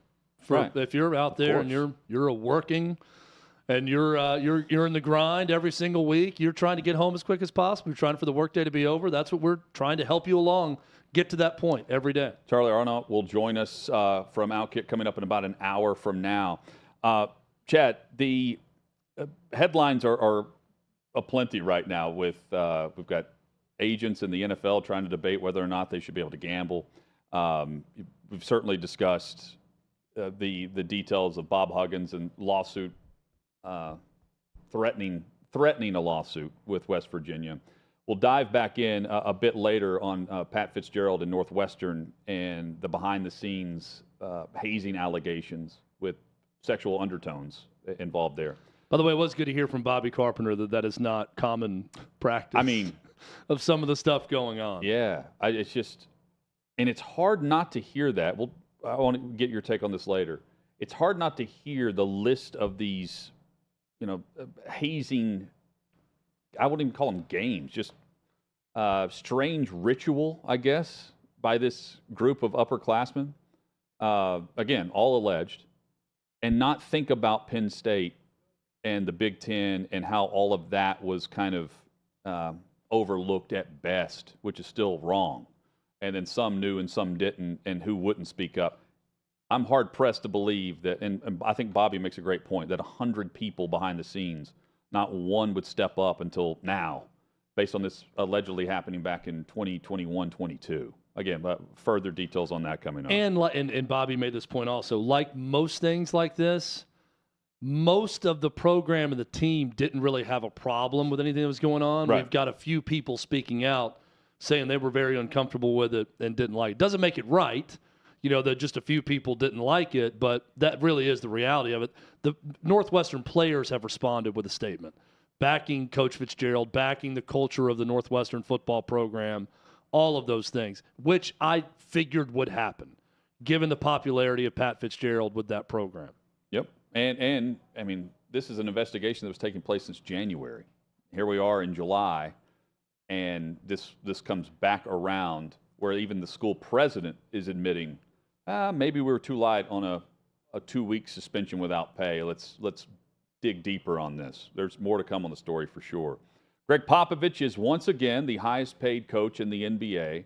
The Spurs announced this back over the weekend and said, hey, it's a 5-year contract. We don't divulge the money involved here.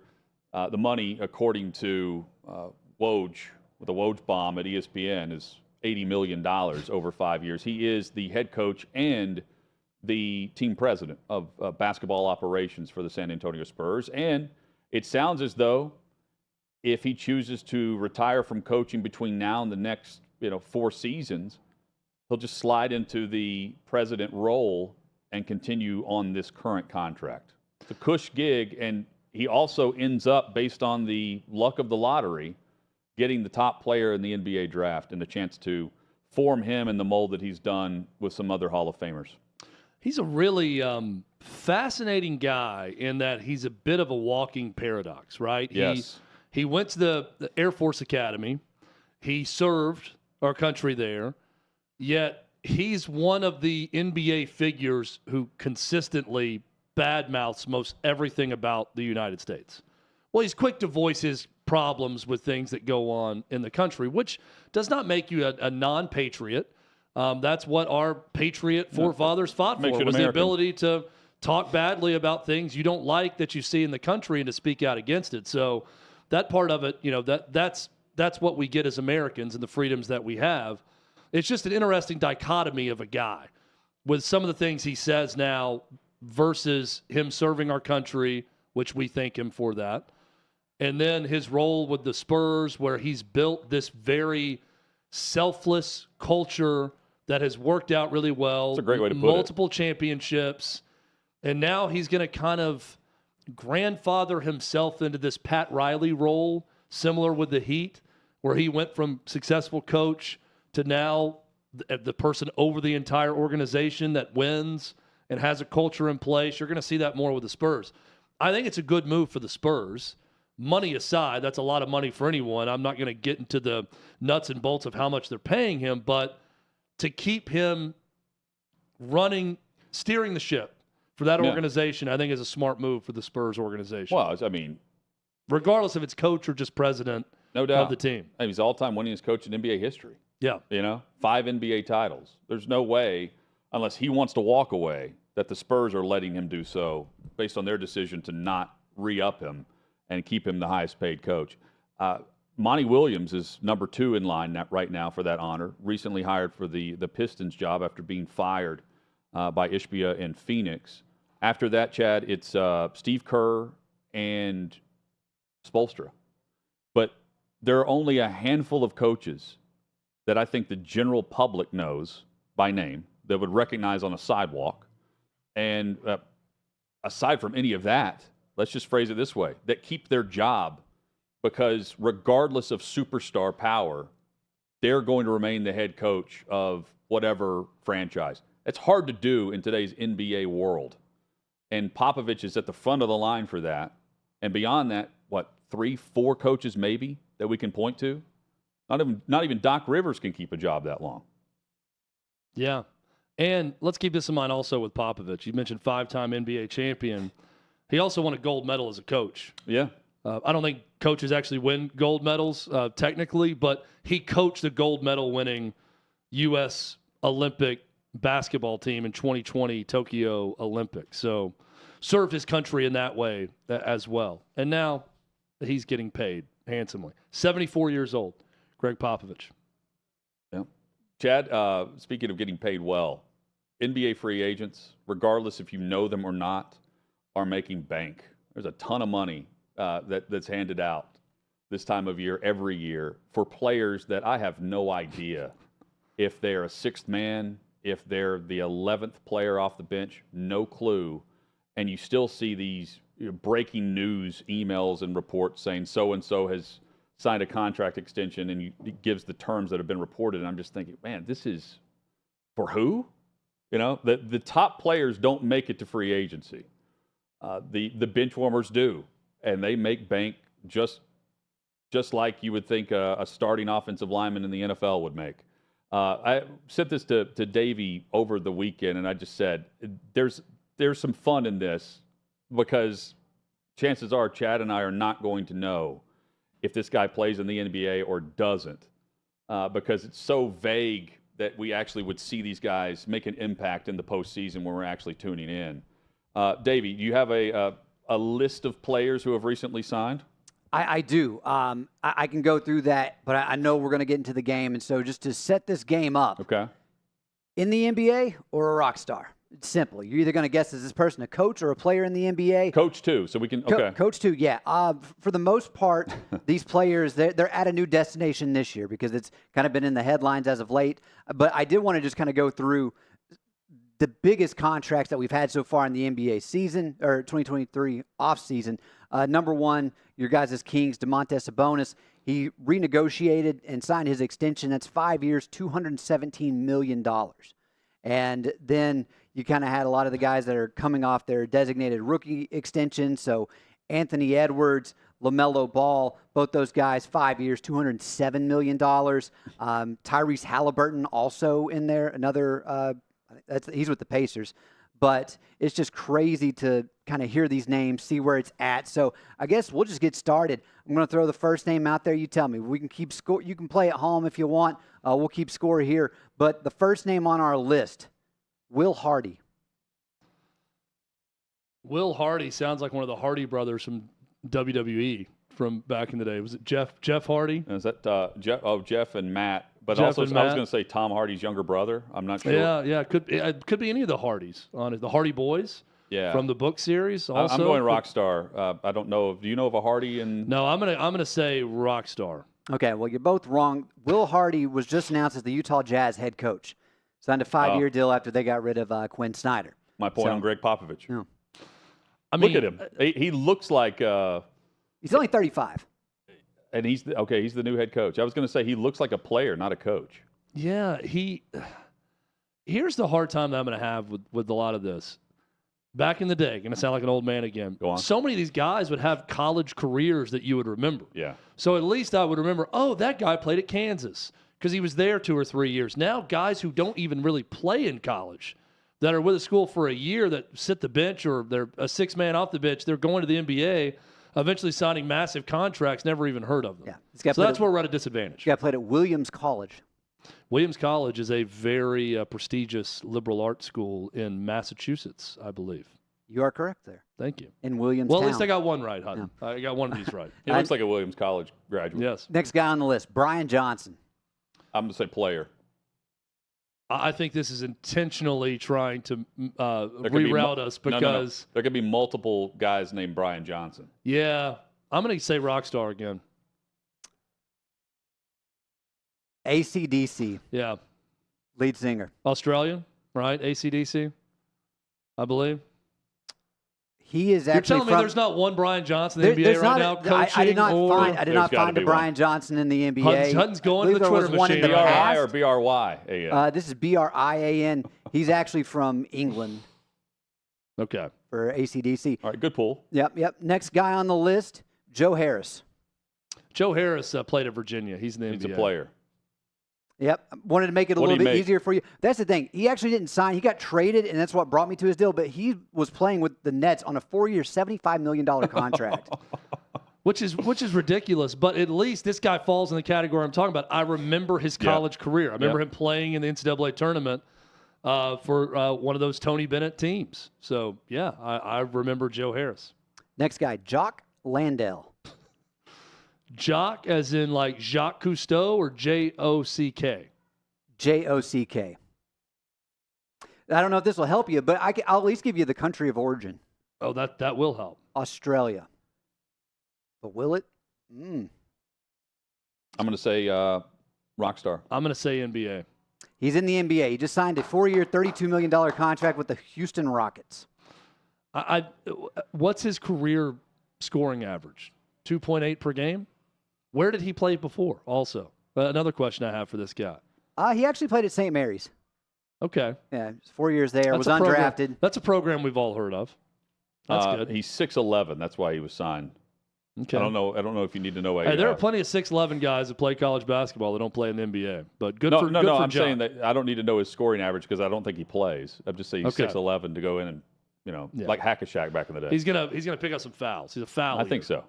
All right, next guy on the list. It's a lot of money for a guy to go in and get some fouls every game. He did average 12 minutes, though, for the Phoenix Suns. Wow.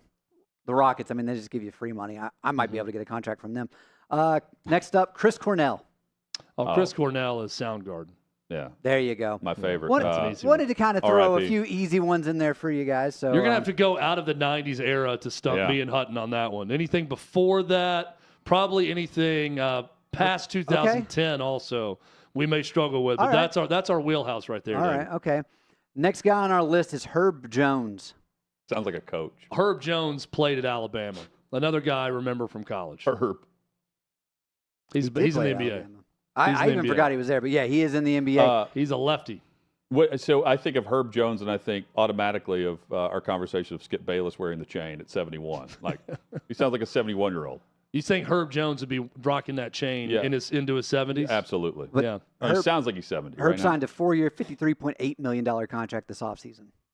So Herb was a good player at Alabama. I remember him there. I've not set this followed up his NBA briefly. career closely. Jack White. That's the trick question in this. Jack White, I saw this come through. He's an unrestricted free agent, and what his salary may look like, and it ends up he's making $4 million for a season with the Thunder. Jack White. Yep. Also a rock star, though. Also, that was number 10 on the list. I was going to see if you could.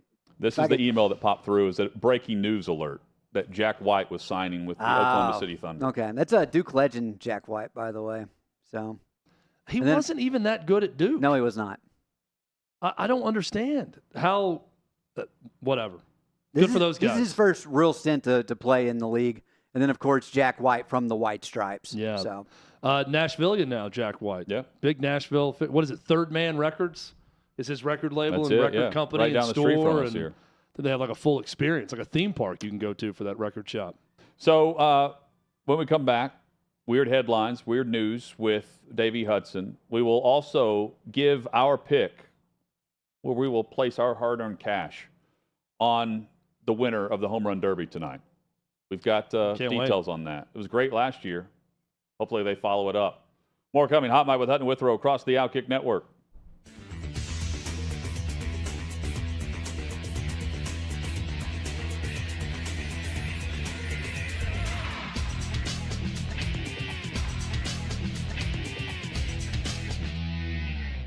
What is your primary complaint when people pop their knuckles? Primary complaint is chewing with your mouth open.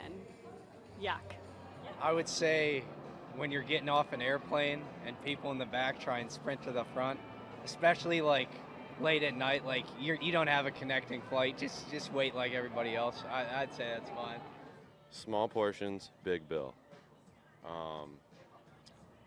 Yeah, if the quality's good, it's okay. But if there's small portions and I got a big fat bill, not a thing, you know. Sun Country Airlines canceling our flight less than 8 hours before we're supposed to leave. I've never even heard of Sun Country Airlines in my life. Velcro. Velcro? Why? What about it? The sound. Oh, like nails on a chalkboard for you. I'm a kindergarten teacher, and to hear that Velcro. Time to teach them how to tie their shoes. When they don't cross the road when no cars are driving.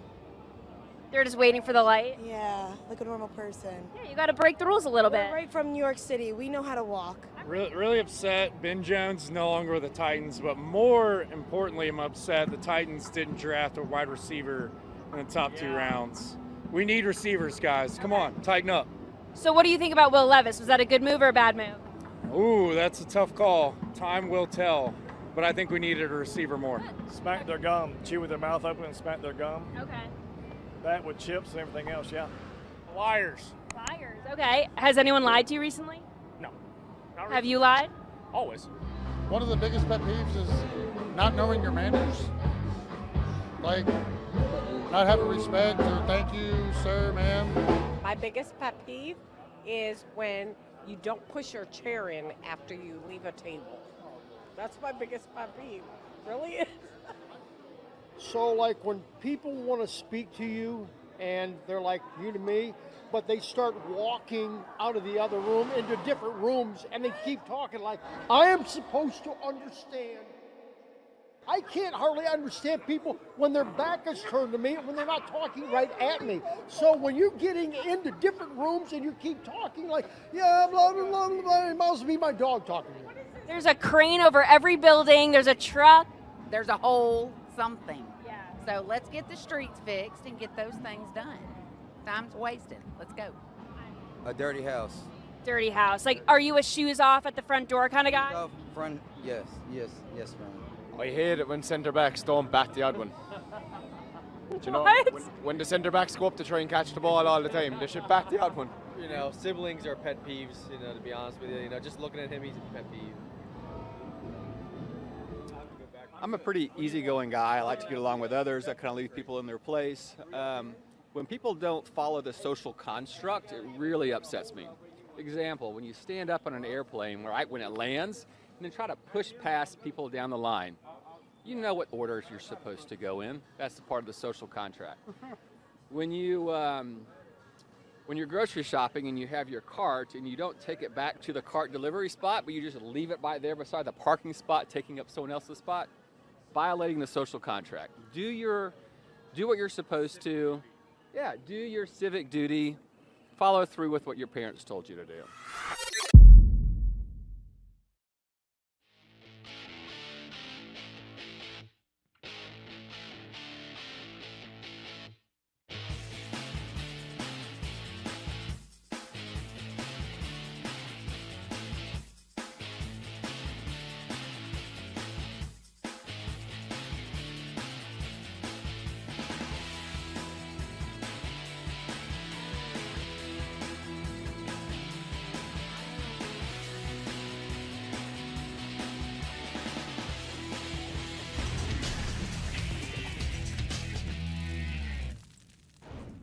Chad, do you remember the story? I don't know, it was a couple months ago now. He's been on the run allegedly for 4 months as a fugitive on America's Most Wanted, the Chiefsaholic fan. Yeah. For like bank robbery or what. He was out on bond and then didn't show up, and he was, who knows where they found him. I haven't seen that report He yet. was like has been bragging arrested. about something online that linked him to the crimes, I feel like. They found him. Was part of it. So they've arrested him. Our friend Well, I can Amy sleep- Dash sends that along. I can finally sleep sound at night now, knowing that he has been put to justice. Xavier Babudar is his name. Charged with 1 count of bank theft and 1 count of transporting stolen property.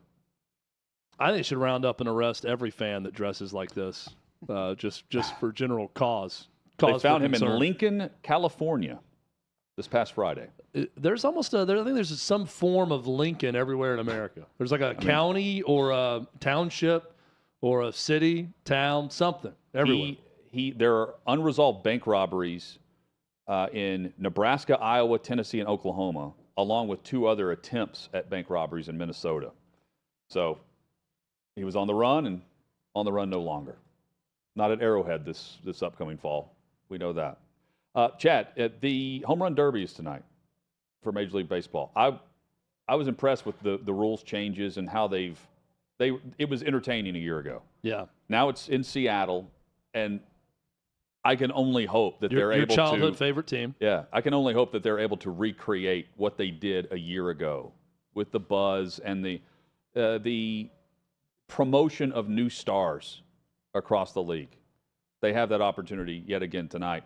And, the current stars are participating in this too. Mookie Betts, friend of the show, is participating in the Derby. I'm rooting for him. I don't know if I'm backing him based on the show bet that we're about to make.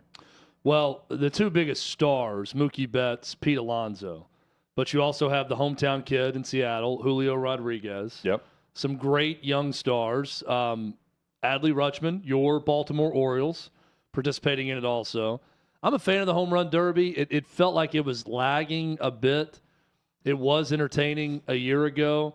We'll talk more about it tomorrow for the actual game, but I've got a Fox News Minute coming tomorrow, dropping tomorrow, about the Major League Baseball All-Star Game. It's the only one even worth watching to me at this point in time, because it's the only one that resembles the actual sport being played. It's a great point, yeah. The other ones are just not the same product. This is exactly the same. It's just the best players in the world scattered together on a team they play with for one night, not used to each other, but it's not like a guy throwing 98 is suddenly throwing 78 when he gets out there. It's the same game. They That's don't what I use like a softball. about it. Right, or tennis ball or Same wiffle sport. ball. Yeah, I'm with you. There are always weird stories and weird headlines across the news and sports landscape. With more, here's Davey Hudson with weird news.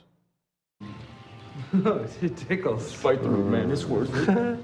If you stop, I swear I will kill you.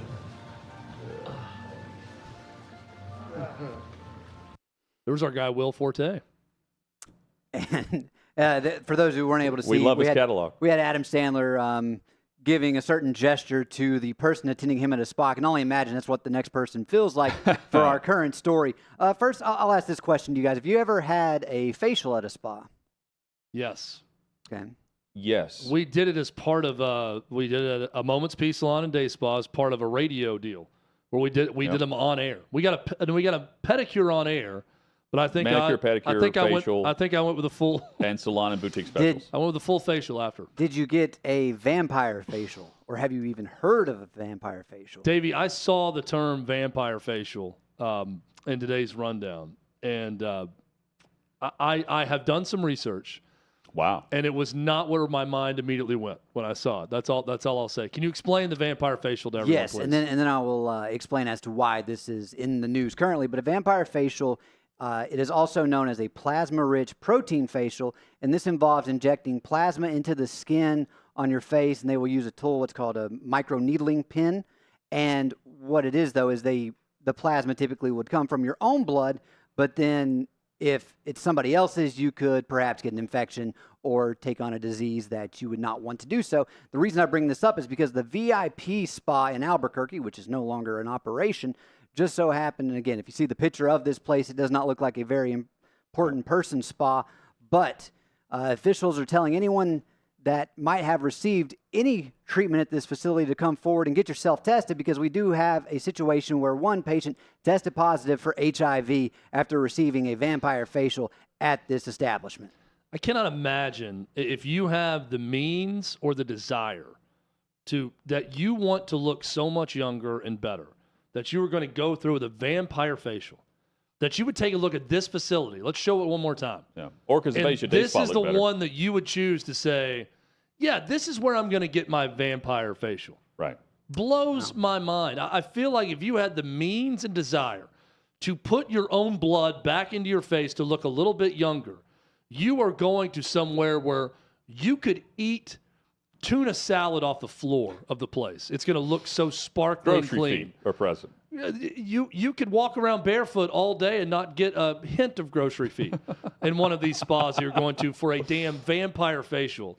And instead, someone chose to get the vampire facial at that place. Yeah, I'm assuming Crazy. so. They had to narrow down this person's, I guess, stops along the way, because this was this place closed in 2018, so it's taken several years for them to figure this out. But I guess when they finally boiled it down and they were like, are you sure this is the only place it could have happened? I imagine that patient said, I'm not just sure, I'm HIV positive.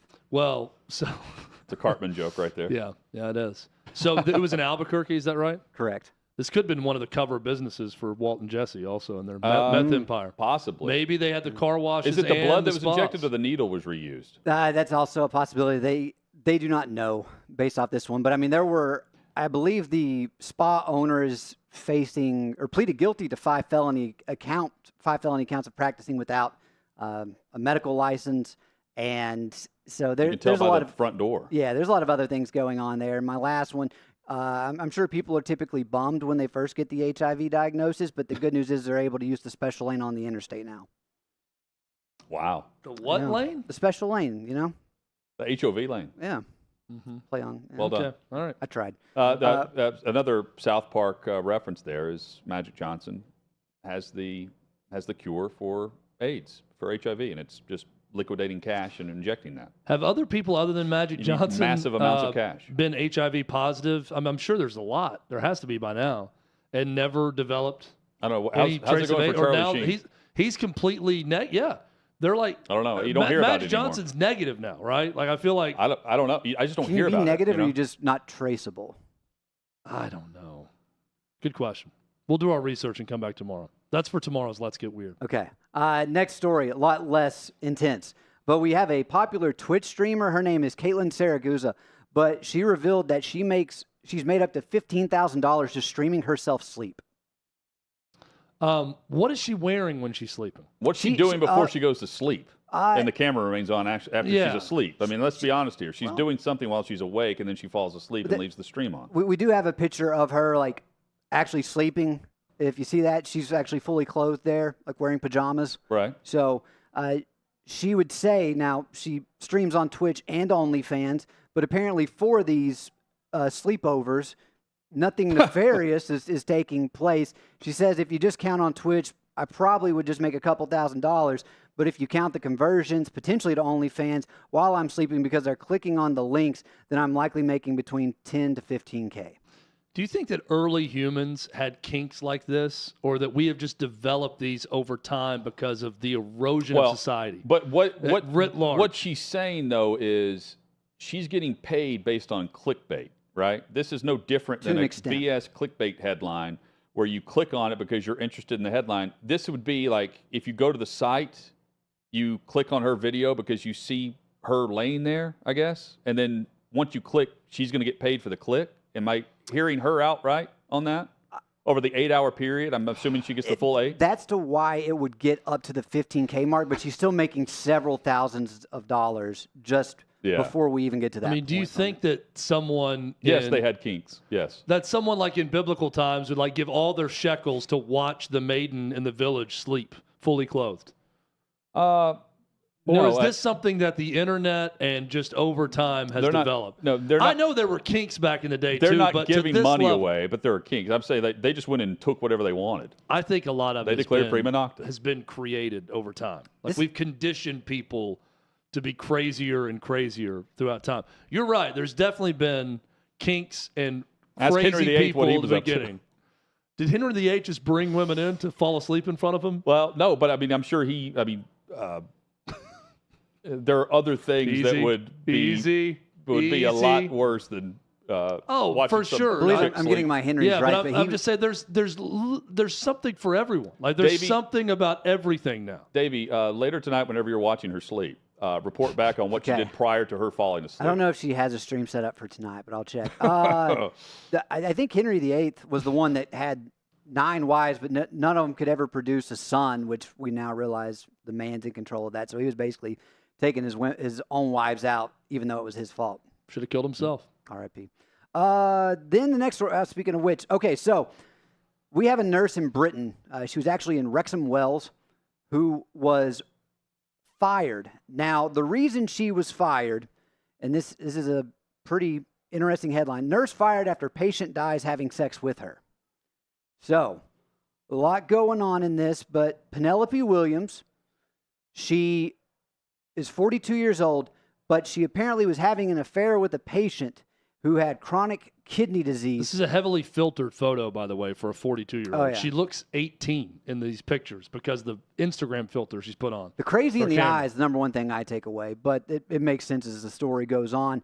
She ended up meeting this patient at a facility, and they were going to do it in the back of her car. Now, what happened as they... While he's on dialysis? Yes. He left the facility. He comes out to the car. Yeah. So he got the dialysis, left, gets in the car. She left on break or something to get with him. Or they just said they would eventually meet up. This went on for over a year, but it finally came to where his pants are around his ankles, and he suffers a heart attack in the back of his car while she's there, and he dies. Now, you could say he literally went out with a bang, but the big thing... That's your best one yet. Okay. He did.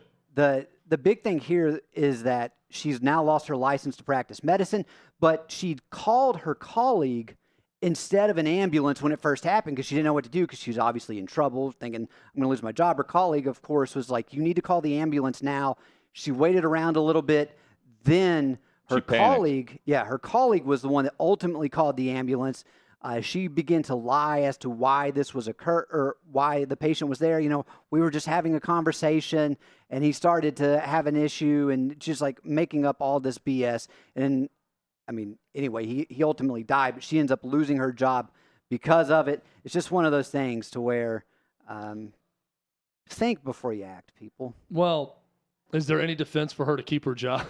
After that, the other thing that's after weird that about filter, after the Instagram filter she uses, no. Yeah, you know what she's doing now? She's making money having men watch her sleep. Yeah. More than likely, that's what she's moved on to at this point, with a filter on her face the entire night. Yeah, the council. This is weird for Britain. I thought it was interesting that revoked her license to practice medicine.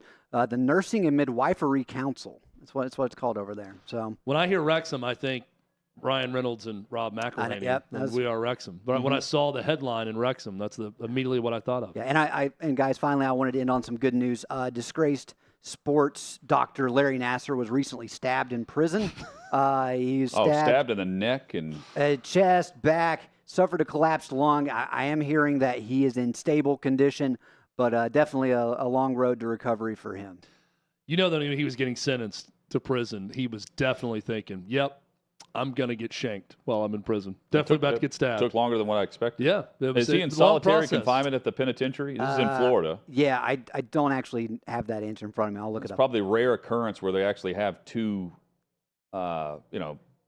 inmates on the same, is it same the hall area, or whatever? same block? Yeah, that are actually out at the same time. Yeah. This guy knew that Nassar would be too.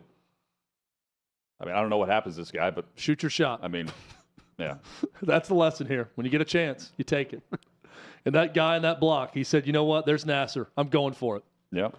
Coming up, headlines including Pat Fitzgerald's future at Northwestern.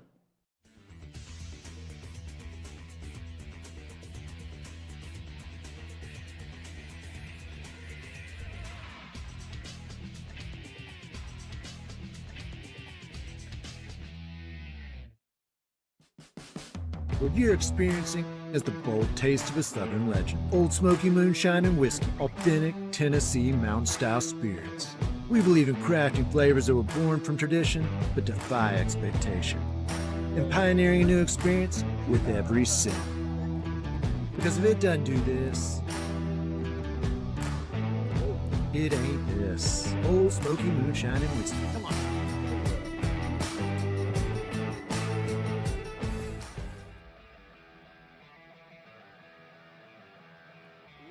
Welcome into OutKick the show. I am Clay Travis, your fearless leader. I am going to continue to argue that sports is one of the great unifying forces in all of American life.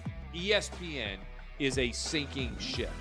Democrats are now the party of the white, woke college graduate.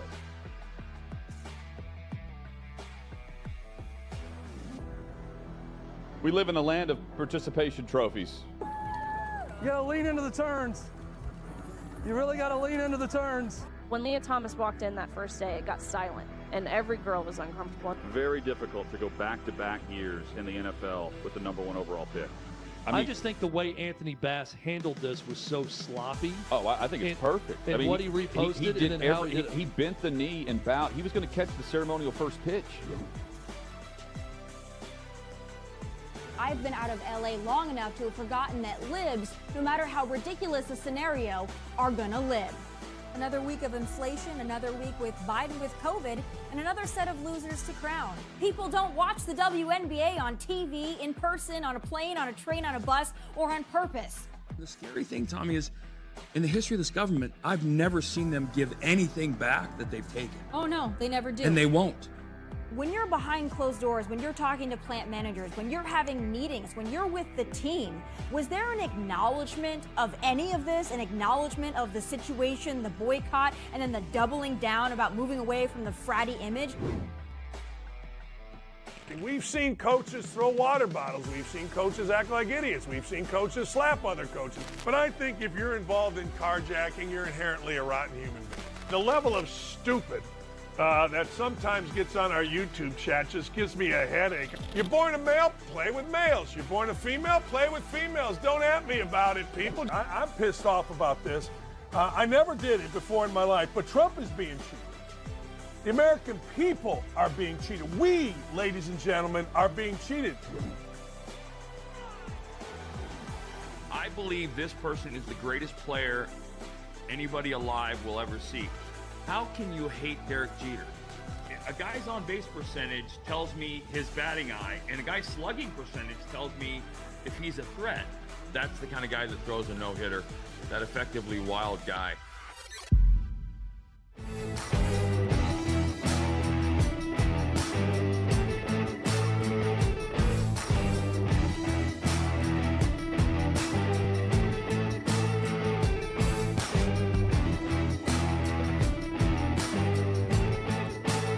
Old Smoky Moonshine and Whiskey, a bold taste of a Southern legend.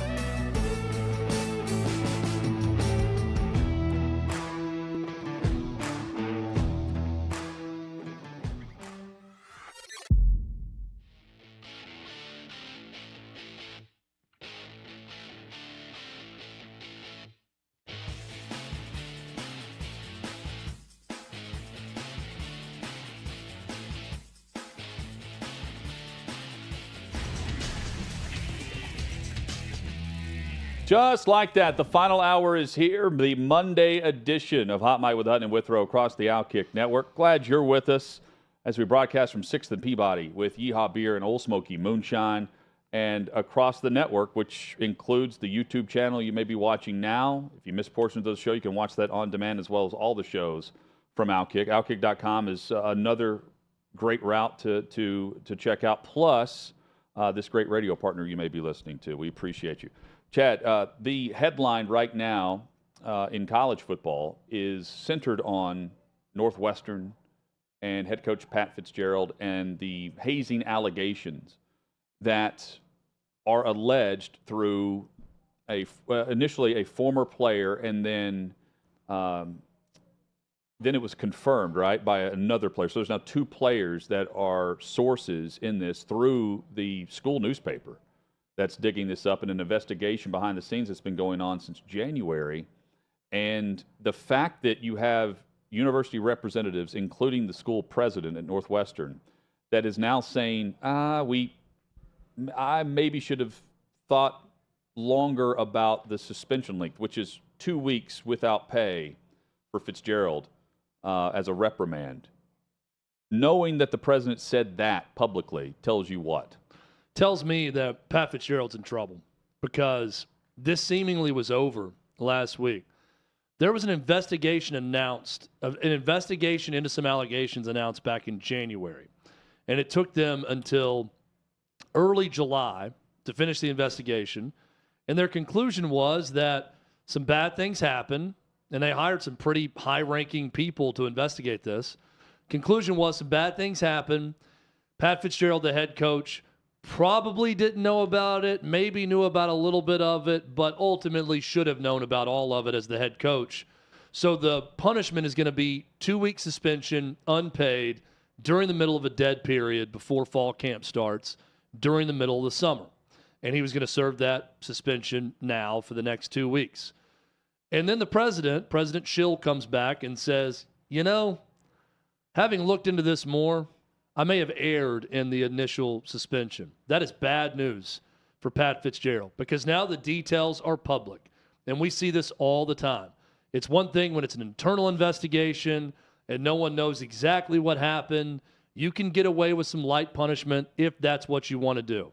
But now that we know that there were just some really strange things going on involving players, gang dry humping other players, freshman quarterbacks being forced to take a snap from a fully nude freshman center. Very strange stuff. Pat Fitzgerald's in trouble. I don't think Northwestern's university is going to mess around with this now, especially if they're saying 2 weeks was too light. He's going to be suspended. At best, will be suspended for a lengthy amount of time. And at worst, he's going to lose his job. And keep this in mind. This is all taking place while Northwestern is trying to get the funding and build an $800 million new football stadium. And it's being met with a ton of opposition. A lot of Northwestern alum don't believe the football program deserves or needs that much money. There are people in Evanston, Illinois that don't want the traffic that's going to be involved with the new stadium and what all that means. So never a good time for this type of thing to happen, Hutton, but now is especially a bad time. Yeah, and the other thing, too, is this is Mr. Northwestern, right, in Pat Fitzgerald. Star linebacker, has been coaching there since 2001, but is the head coach since 2006.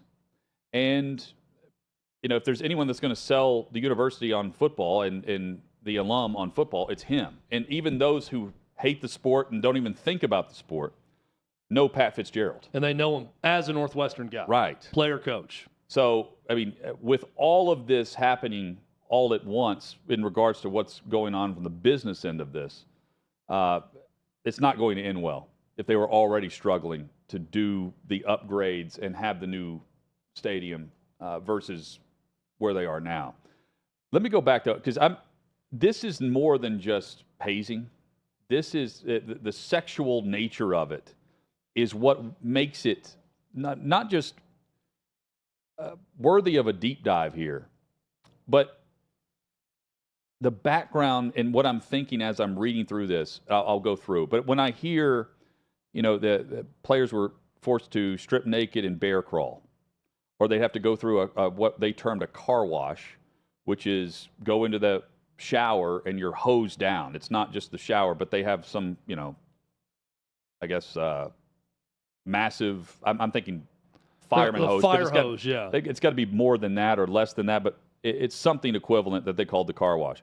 The naked quarterback center exchange, which I don't think was exclusive to just quarterbacks and centers, but they made two people do it, like you're snapping a football to a quarterback. And all of this, of course, would violate the university policy on the sexual nature of the violations, which are detailed in this report too. Chad, I immediately think of Penn State and the Big Ten. That comes to mind. Now, what was going on there and how long it went on and all of this and the number of students, number of kids that were involved in that. It's a totally different scale, but it's the nature of the hazing that makes me link the two. That's number one that I immediately thought of. Fair or not. Number two, the school newspaper is the one digging deep on this and not what we used to see from Yahoo Sports with Wetzel, who's, it's a different era now where the NCAA has always taken a step aside when it came to doing the hardcore investigations. The news outlets would do their job and actually dig and report on what was going on from a national scale. They'd send in their guys, and I was on Dawkins this morning. I said, you don't want Wetzel knocking on your door 15 years ago, right? Or even now. Pete Thamel also. You don't, Charles Robinson. Yep. You don't want Keith Morrison knocking on your door as a host of Dateline, because the news isn't going to be good whenever you go to the door and answer it. You're either a suspect or you've had a family member where you're trying to figure out the results of a case where someone's died. Point being, the fact that the student newspaper, the Daily Northwestern, is the outlet with the details here. I mean, and this is something they've been investigating since January. So it's not like just this enclosed on-campus deal. That, to me, is the alarming thing just on the periphery as I read through this report and think to myself, well, the president didn't have to announce the 2 weeks on leave without pay when he did. But at the same time, no one was doing any investigating, except for the students in this newspaper that knew a couple of players as sources with this.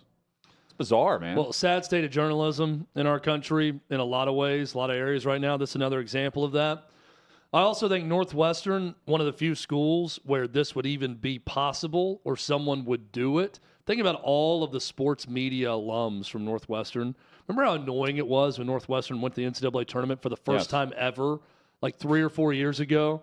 And everyone who you didn't even know went to Northwestern that you follow on Twitter, that's a sports media member, that were all gung-ho about Northwestern basketball because all these media members are Northwestern alums. It took a program that doesn't have a ton of success or history, that has a journalism department and media area of their school, to have this happen, the combination of both. Because the sports media from the school are more famous than the football player alum from the school. So that's the place where it'd be protected. This would not happen in Alabama with a student newspaper. This would not happen at Ohio State with a student newspaper. They would never have a credential again. They would never, ever attend a press conference for the coach if they were the ones to be seen as the ones who damaged the football program in any way. So Northwestern is a special kind of case where this type of setup could happen. Another thing I thought when I first saw this story was, man, it's a bad time for Peter Skoronski to be the number 1 pick for the Tennessee Titans. Because this sounds, and there's reports in there, this is an offensive lineman type led thing. With the running that's done with the team. They said 8 to 10 upperclassmen, right? Yes. Were involved in this? But I immediately thought, we don't know anything yet. It may have had nothing to do with it. It may not have been around for any of it, which is, I'm sure he was around for some of it, if it's taking place in the locker room. But I'm thinking, Northwestern doesn't often have first-round picks. Yeah, you're right. And I immediately thought, from the Tennessee Titans perspective, this is an odd time to draft the Northwestern offensive lineman as your first-round pick, because now he's going to be getting questions about this. And if he doesn't get questions about it, someone's not doing their job. You absolutely ask him about it if you're a member of Titans media no doubt. or covering it now, because this is a huge national story. Will come through the media days. Big 12 start this week, I believe, in a couple of days. Big 10 is just around the corner. You've got the SEC here next week. I don't think Pat Fitzgerald's going to be at Big Ten Media Days. Well, but whoever is on behalf of the university will answer questions. That will be the first response in terms of the media coverage reacting to the reports. And then the next wave of it is going to be every NFL player from Northwestern over the last 6 to 8 years that's in the NFL, when there's media availability, someone in that local market is going to ask them about the allegations at Northwestern, if they saw anything or not. Colorado and Deion Sanders, he's already put together a nice staff. He's adding to that with Pat Shermer, longtime NFL coach, offensive coordinator, was last head coach in Denver, was also head coach in New York. Chad, he's now joining Deion's staff at Colorado. Yet another point of reference when you think of the impact of primetime, headed to Boulder to coach college football in the soon-to-be Big 12, but currently the Pac-12. Yeah, he's doing a great job of assembling sort of an all-star a cast of characters with coaches, but also important to him, and we know this about Deion, he's an NFL guy. He's gonna constantly in recruiting go back to his experience in the NFL. That's going to be a big part of his pitch to everyone. And Sean Lewis is the name I was thinking of. So Pat Shermer's got a great reputation as offensive coordinator. Sean Lewis from Kent State, to me, that was the best hire that Deion made. They had a great offense at Kent State. He was able to lure the head coach from Kent State to be his offensive coordinator and set up a very collegiate-style offense. Now you bring in Pat Shermer, who's the most NFL of NFL offensive guys you can think of, that's all he really knows. So interesting mix of coaching styles there.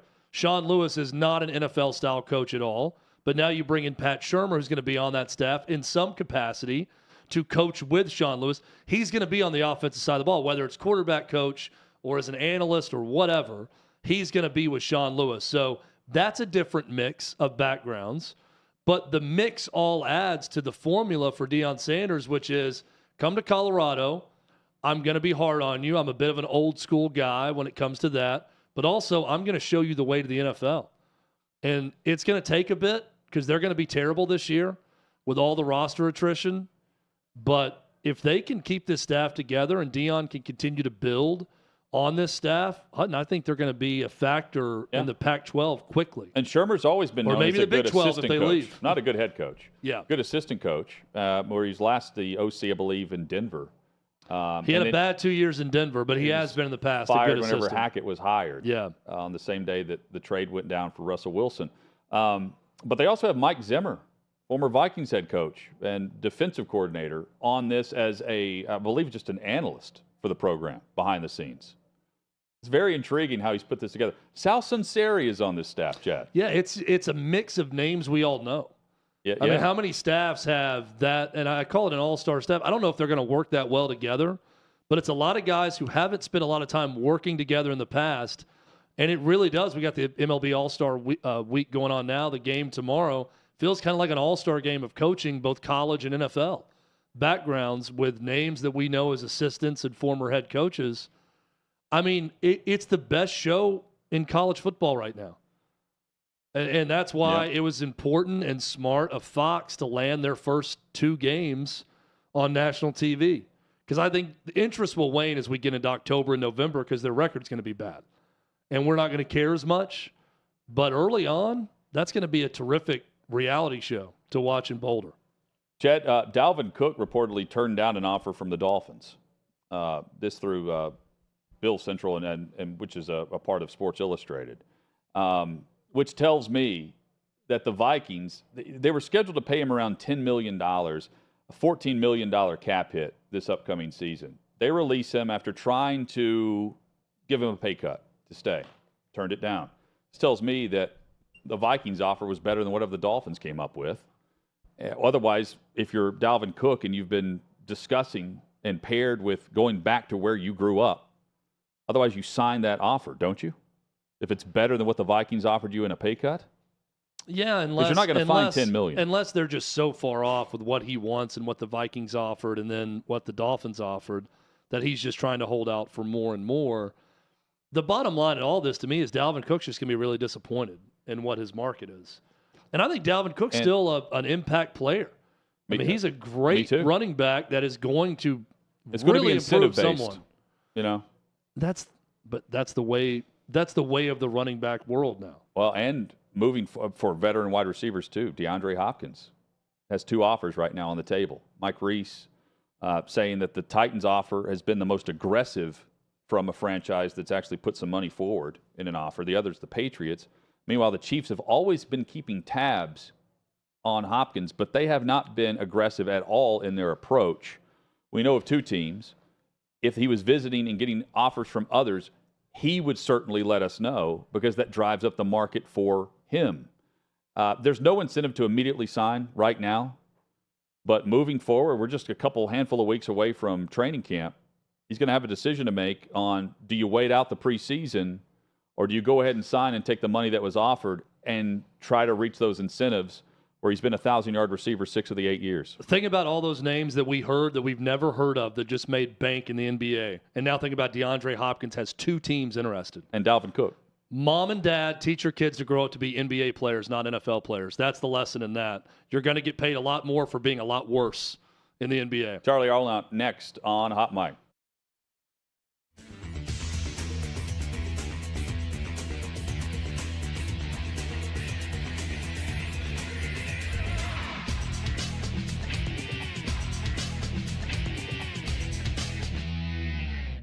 What is your primary complaint when people pop their knuckles? Primary complaint is chewing with your mouth open. Yuck. I would say when you're getting off an airplane and people in the back try and sprint to the front, especially like late at night, like you don't have a connecting flight, just wait like everybody else. I'd say that's fine. Small portions, big bill. Yeah, if the quality's good, it's okay. But if there's small portions and I got a big fat bill, not a thing, you know. Sun Country Airlines canceling our flight less than 8 hours before we're supposed to leave. I've never even heard of Sun Country Airlines in my life. Velcro. Velcro? Why? What about it? The sound. Oh, like nails on a chalkboard for you. I'm a kindergarten teacher, and to hear that Velcro. Time to teach them how to tie their shoes. When they don't cross the road when no cars are driving. They're just waiting for the light? Yeah, like a normal person. Yeah, you got to break the rules a little bit. We're right from New York City. We know how to walk. Really upset. Ben Jones is no longer with the Titans, but more importantly, I'm upset the Titans didn't draft a wide receiver in the top 2 rounds. We need receivers, guys. Come on, tighten up. So what do you think about Will Levis? Was that a good move or a bad move? Ooh, that's a tough call. Time will tell. But I think we needed a receiver more. Smack their gum, chew with their mouth open and smack their gum. Okay. That with chips and everything else, yeah. Liars. Liars, okay. Has anyone lied to you recently? No. Have you lied? Always. One of the biggest pet peeves is not knowing your manners. Like, not having respect or thank you, sir, ma'am. My biggest pet peeve is when you don't push your chair in after you leave a table. That's my biggest pet peeve. Really is. So like when people want to speak to you and they're like you to me, but they start walking out of the other room into different rooms and they keep talking like, I am supposed to understand. I can't hardly understand people when their back is turned to me and when they're not talking right at me. So when you're getting into different rooms and you keep talking like, yeah, blah, blah, blah, blah, it must be my dog talking to me. There's a crane over every building. There's a truck. There's a hole, something. Yeah. So let's get the streets fixed and get those things done. Time's wasted. Let's go. A dirty house. Dirty house. Like, are you a shoes off at the front door kind of guy? Front, yes, ma'am. I hate it when centre backs don't bat the odd one. Do you know, when the centre backs go up to try and catch the ball all the time, they should bat the odd one. You know, siblings are pet peeves, you know, to be honest with you. You know, just looking at him, he's a pet peeve. I'm a pretty easygoing guy. I like to get along with others. I kind of leave people in their place. When people don't follow the social construct, it really upsets me. Example, when you stand up on an airplane, right when it lands, and then try to push past people down the line. You know what orders you're supposed to go in. That's the part of the social contract. When you're grocery shopping and you have your cart and you don't take it back to the cart delivery spot, but you just leave it by there beside the parking spot, taking up someone else's spot, violating the social contract. Do what you're supposed to. Yeah, do your civic duty. Follow through with what your parents told you to do.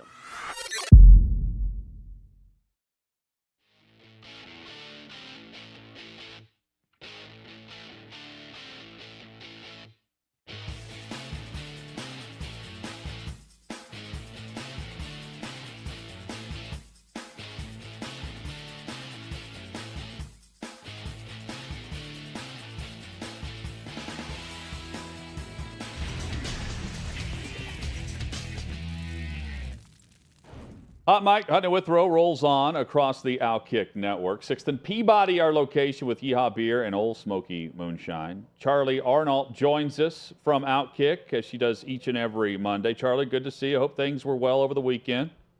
Yeah, everything's been great. It's been an eventful week. Oh, let's start here. I want to chat about the atmosphere at the white party for Michael Rubin. Yes. So Brady and Kardashian, Kim K, they're all in the headlines on this. You were there. Take us behind the scenes of what this is with the CEO, founder of Fanatics, and how exclusive this is, and feel free to name drop. Yeah, no, it's definitely, listen, there's probably parties we don't even know about. They're so exclusive. But as far as public parties, yeah, this definitely ranks up there. It's the party of the year. It's getting bigger and bigger as the years go by. I was there last year as well as this year. So I can definitely say like this year is far more talked about because I think there were probably people that heard about it last year who were like, wait a second, let me get on the guest list for this year. It's a lot of fun. The reason it's so cool is because you are invited because Michael Rubin trusts you to be there and he trusts you to conduct yourself a certain way and not be crazy taking pictures, publicizing, what's going on the inside to the outside. So there's like a no photography rule. You can take photos of yourself and there's a photographer there, but otherwise it's expected to, what happens at the white party stays at the white party. And that's why it's so much fun. And it's really interesting just to see different people from all different worlds of entertainment, athletics, music. It's just a really good time. And this year there was obviously some headlines being made with Kim Kardashian and Tom Brady. But I can neither confirm nor deny. But you want to be invited again, is what you're saying. You don't want. You don't want to be the one that spills. Is it in the Hamptons? Is that where it takes place? Somewhere? Yes, it's in the Hamptons over 4th of July weekend. So thank goodness for great weather this year. It was amazing, and his house is gorgeous. And the food is phenomenal. Company's great. Drinks are flowing. So it's a great time. Do you think that he's upset, and not you, obviously, because you're not telling us anything, but that someone at the party spilled the beans about something? Yeah, do you think if it makes headlines, he gets mad? I wonder if he's upset about it. Well, I was wondering about that. And honestly, here's what I'll say is I didn't see everything that was happening because I'm only one person, but there was a lot of rumors. As far as a lot of the stuff I saw was not happening. So I don't know who on the inside is saying any of this, or if anyone was, or if people just saw that certain people were there and I have to imagine there's people who could just feed information to magazines or sites and they weren't even there potentially, you know what I mean? Or they have a friend who texts them like, oh, these people are here, and then they just decide to spin the wheel a little bit more on their own. So I don't know. It's all very interesting, but hopefully they get to the bottom of it and whoever it was doesn't get invited back. Is it bad of me to automatically assume that Kim Kardashian leaked this? No, I'm trying to use my brain on who it benefits. It benefits her. I think Kim Kardashian, as far as I've heard in the past, because again, I didn't see any of this happening at the party. So, I wouldn't be able to say yes or otherwise, right. But, I think Kim Kardashian, as far as I knew, months ago had a little thing maybe for Tom Brady. So maybe, I mean, a lot of women I have do a thing too, for Tom Charlie. Brady. I do too. Listen, guys, I have a little thing for Tom Yeah, Brady. don't we Like, all? let's be honest. Yeah, Hutton and I agree with you. We all have something for Tom Brady. It's natural. We're human. I am curious. Like I know you posted one photo I saw on Instagram. Is there a quota for like you can't go over a certain amount of pictures? Is there like rules when you walk in about what photos you can take and post or not? No, I don't think so. Okay. I think there's a professional photographer there. So they're mainly just going around snapping photos. So, I was able to get a photo like with a couple of different people by the professional, which is, always better. They always get the good angles, the good lighting. And then I just took a quick one by myself, more so just to showcase my outfit. But otherwise, you're having so much fun. It's not one of those places where you want to be on your phone or taking photos because you just want to be in the moment, enjoying yourself. So once I got like a quick photo, I was like, okay, that's it. That's all I need. Now we move on and Now you can go have give fun. me a tequila. So Hutton, next time we see Charlie in Nashville, we'll get the undercover story off air. We'll final hear, thing. We'll hear what really happened when she's back in Nashville. Did you chat with either Tom Brady or Kim Kardashian at this party? I did not. Okay. I did not personally chat with either. Because if I had you a said bunch of yes, you would be chatting with both of them, not just one of them, right? Because they were together. No. I did not say that. I did. They were both all over the place, and yeah, I got to have several conversations with lots of interesting people, but for sure, I did not talk to either of them at the party. Charly Arnolt with us, OutKick host and a very special guest here with us on Hot Mic each and every Monday. One of my favorite things, you and I have chatted a lot about UFC. One of my favorite things is the post-UFC pay-per-view press conferences with Dana White and then the fighters who make the car wash through and talk to the media. Yeah. Questions about racial undertones are certainly nothing new to Dana White. He will. What's different, I think, is just he's the guy that is willing to speak his mind and answer a question deliberately and however he feels. Authentically. No matter if it's being broadcast on cable network or on YouTube or wherever. You can watch it live. They don't edit this stuff out.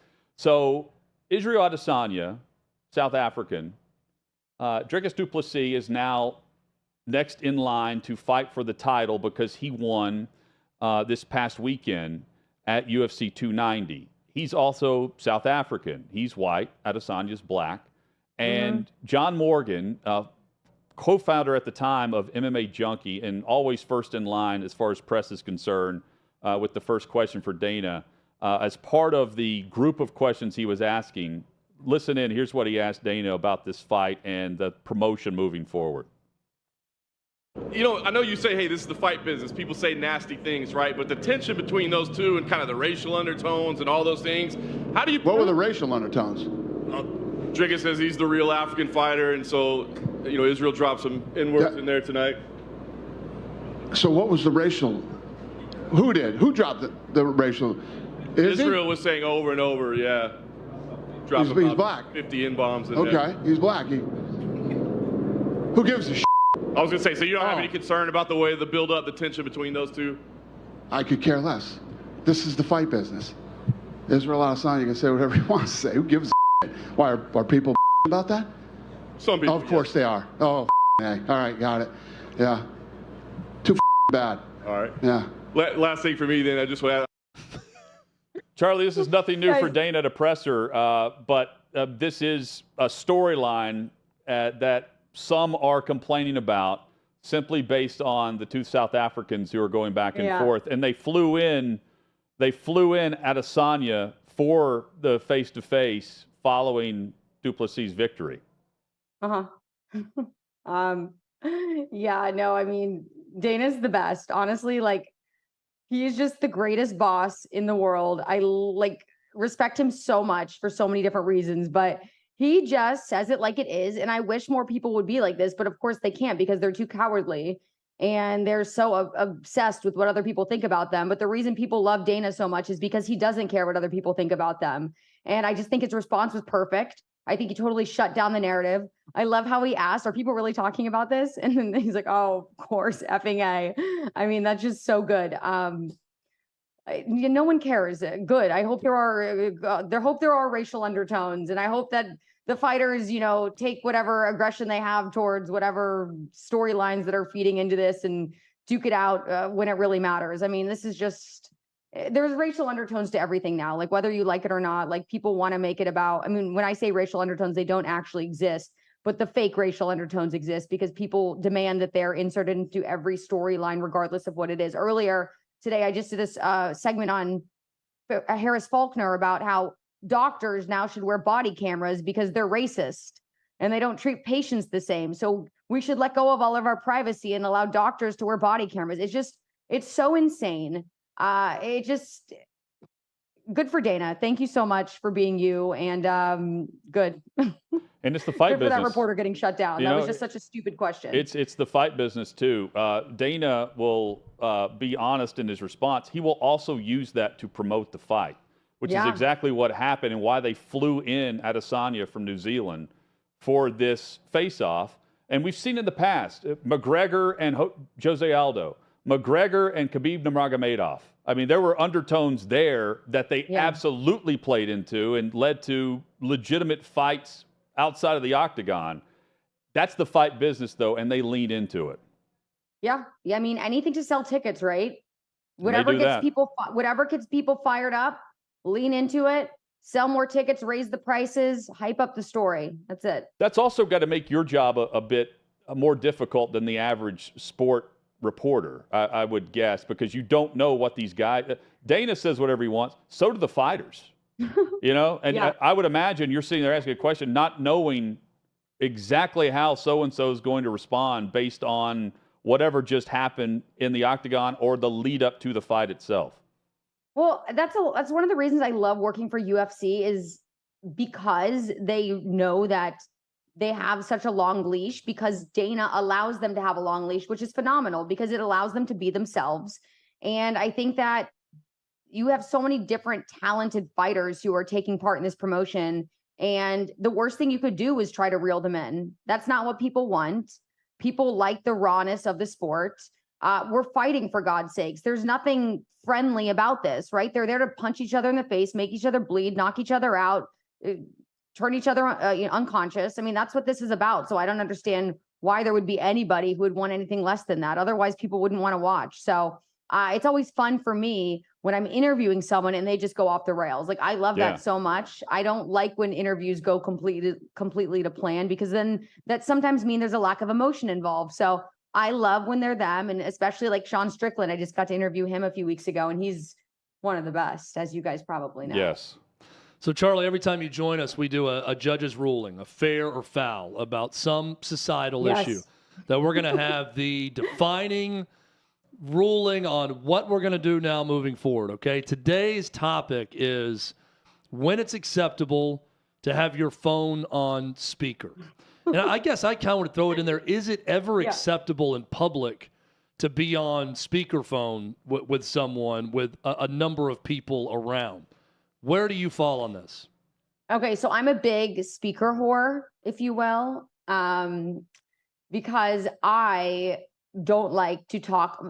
I never talk with my phone up to my ear. Like, that just doesn't happen. But generally, I will say I have headphones, right? So I don't need to have my phone up to my ear. But this is just so uncomfortable. You get a crick in your neck. Just the phones are so big and bulky now. They just like don't fit against your ear. There's like glass that hits all of my, I think I have 10 different earrings in my ears. So it's just it's not comfortable. So if I'm, for example, walking down the street in New York and I forget my headphones, I will talk on speakerphone, but I'm not walking with anybody or next, if you really want to hear my conversation, feel free. But to me, that's like almost like I'm having a conversation walking next to somebody. So I find that to be acceptable.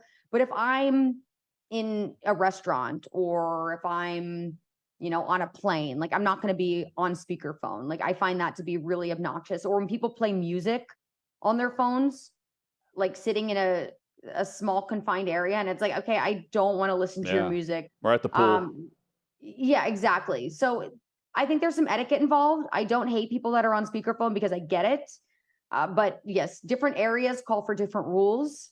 So that's it. But remember, guys, I lost my AirPods when I was in Nashville that one time. So I'm still So are you now I'm more still- speakerphone than not, or more than the AirPods in, Yeah. or how do you? I would say what's the I've balance been for you? relying a little bit more on speakerphone. I have my wired headphones, they're sit right here next to me, but these are only going to go so far. So I'm actually waiting for Amazon Prime Day to kick in tomorrow.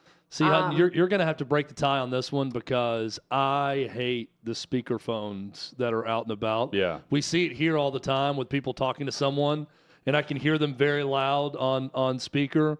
I never go speakerphone in public at all, unless there's like you're showing someone something on FaceTime where you're somewhere where you have to show it to them. That's the only acceptable time. FaceTime for the people that board the plane, and they're on FaceTime. Oh, God. I hate that. Yeah, that's annoying I hate that. too. But Honestly, I just don't like FaceTime either. Like, there's only certain moments where I like FaceTime because I don't care, even if I'm done up. Like right now, I hate the way I look on the show. Like front-facing cameras never make you look good. They never make you look good. is that based on the lighting? What are you saying?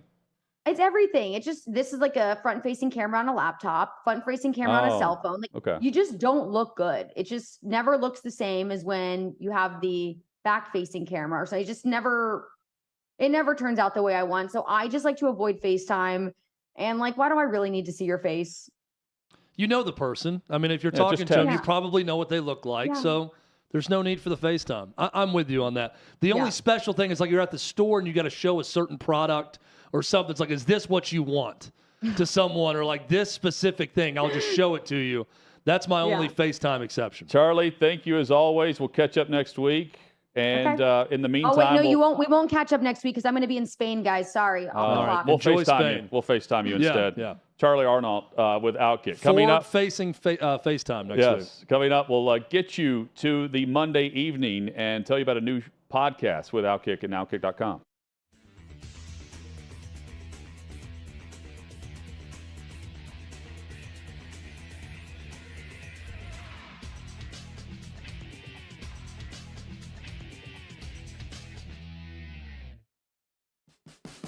What you're experiencing is the bold taste of a Southern legend. Old Smoky Moonshine and Whiskey, authentic Tennessee mountain-style spirits.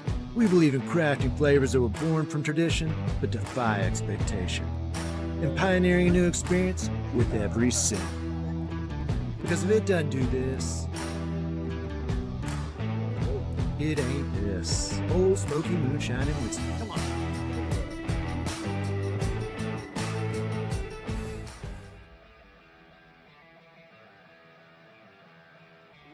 Welcome into OutKick the show. I am Clay Travis, your fearless leader. I am going to continue to argue that sports is one of the great unifying forces in all of American life.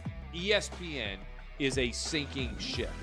Democrats are now the party of the white, woke college graduate.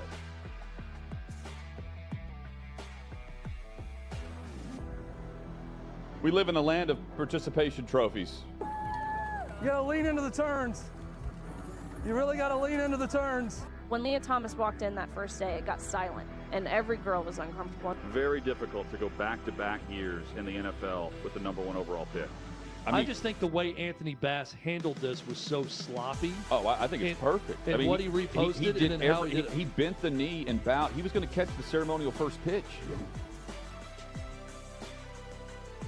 I've been out of LA long enough to have forgotten that libs, no matter how ridiculous the scenario, are gonna live.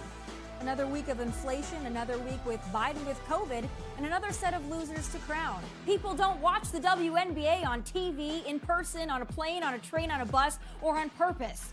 The scary thing, Tommy, is in the history of this government, I've never seen them give anything back that they've taken. Oh no, they never do. And they won't. When you're behind closed doors, when you're talking to plant managers, when you're having meetings, when you're with the team, was there an acknowledgement of any of this, an acknowledgement of the situation, the boycott, and then the doubling down about moving away from the fratty image? We've seen coaches throw water bottles. We've seen coaches act like idiots. We've seen coaches slap other coaches. But I think if you're involved in carjacking, you're inherently a rotten human being. The level of stupid that sometimes gets on our YouTube chat just gives me a headache. You're born a male, play with males. You're born a female, play with females. Don't at me about it, people. I'm pissed off about this. I never did it before in my life, but Trump is being cheated. The American people are being cheated. We, ladies and gentlemen, are being cheated. I believe this person is the greatest player anybody alive will ever see. How can you hate Derek Jeter? A guy's on-base percentage tells me his batting eye, and a guy's slugging percentage tells me if he's a threat. That's the kind of guy that throws a no-hitter, that effectively wild guy.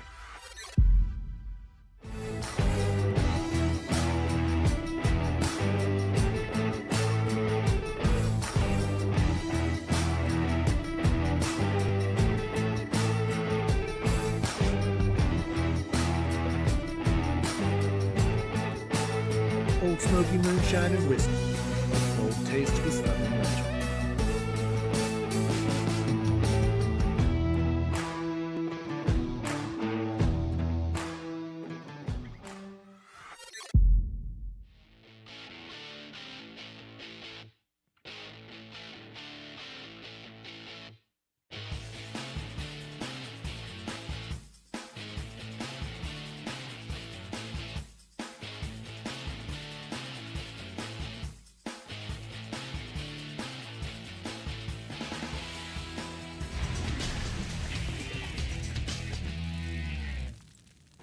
Wrapping up what's been a fast-paced Monday edition of Hot Mic with Hutton and Withrow. Our thanks to Charly Arnolt for joining us previous segment. And then earlier in today's show, Bobby Carpenter with some very interesting and great perspective on the football hazing culture then versus now, his era versus now, and tying that into the allegations at Northwestern. We're getting a lot of, by the way, defense of Pat Fitzgerald coming out now. There was someone who was a player manager for 4 or 5 years that's released a big letter to the public about, defending Pat Fitzgerald and what he saw in the program. So now's the counter to the reports from the Daily Northwestern. Again, fair or unfair, I don't know where you come down on this. I hear that, and I automatically think, well, that's also reminiscent of what happened at Penn State. Yeah, I mean, there's a lot of defense for the guy you like, right? And I've always liked Pat Fitzgerald, but even if you didn't know, you should know. Yeah, the difference is subject. The sexual nature of what was going on is somewhat similar, but it wasn't. It wasn't knowing but not doing anything about it is what I'm saying. Yeah. Should you have known? Did he really not ever know? I have a hard time believing. First off, I'm sure this happened. I have a hard time believing that Pat Fitzgerald knew nothing ever about any of this that took place. There was a whiteboard apparently with names on there that you had to, show up because you had screwed up in practice or in a game. Now, did he know every single detail and every time it happened? No, probably not. He may not thought it was a big deal. It's just, look, if you're doing something against someone's will involving nudity and grabbing someone, it's sexual assault. So you can't just say, hey, that's okay, guys, just boys being boys out there, right? So he should have taken it more seriously if he knew more about it. But I'm kind of in the middle on it because I think he definitely knew something. I also don't think he knew about every single incident that ever happened. Whatever he thought was going on, it went to the extreme. Yes. Yeah, I tend to think that way based on just, I don't know why you would allow that to go on in this day and age. Or any age period for that. And there's too many players involved in this allegation, too. Like 8 to 10 upperclassmen, where even it's alleged that Fitzgerald gave the hard clap, what they call it, the Shrek clap, at practice when one player screwed up. Again, there will be more to this. But even the president of the university is saying, maybe 2 weeks unpaid is too light. Chad, coming up in just a minute, how to get out of a wedding during football season, not from our own experience, but from a Georgia football fan in just a moment. Excited to relay the announcement that I know Clay tweeted out earlier today about the new podcast with OutKick, Gaines for Girls. Riley Gaines will have her new podcast with OutKick debut this Wednesday. She's been opposed, like Chad and I and everyone at OutKick, with biological men competing in women's sports.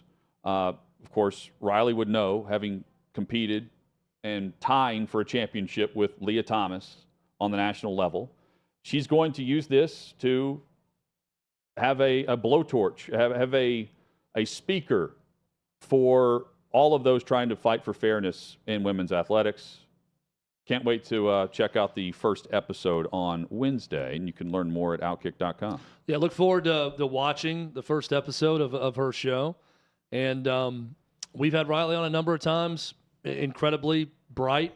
She's going to do a good job with it, and she stands on the side of fairness and what's right on this issue, which we've consistently said. So look forward to that show on Wednesday. And this will give others a larger platform, bigger opportunity to be vocal when maybe they've been quiet in the past. I like the idea here and what Riley's championing. Well, we're getting there also. I think it's becoming more and more acceptable, and people are being a lot more free about speaking openly about what is just ridiculous storylines with men competing in women's sports and trying to get away with it. Riley speaking out against that, more starting to speak out against it.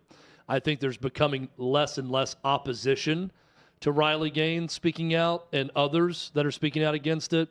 Hopefully that'll continue. Riley told us that she thinks the tide is starting to turn on it as well. So hopefully this podcast will be another step in that direction.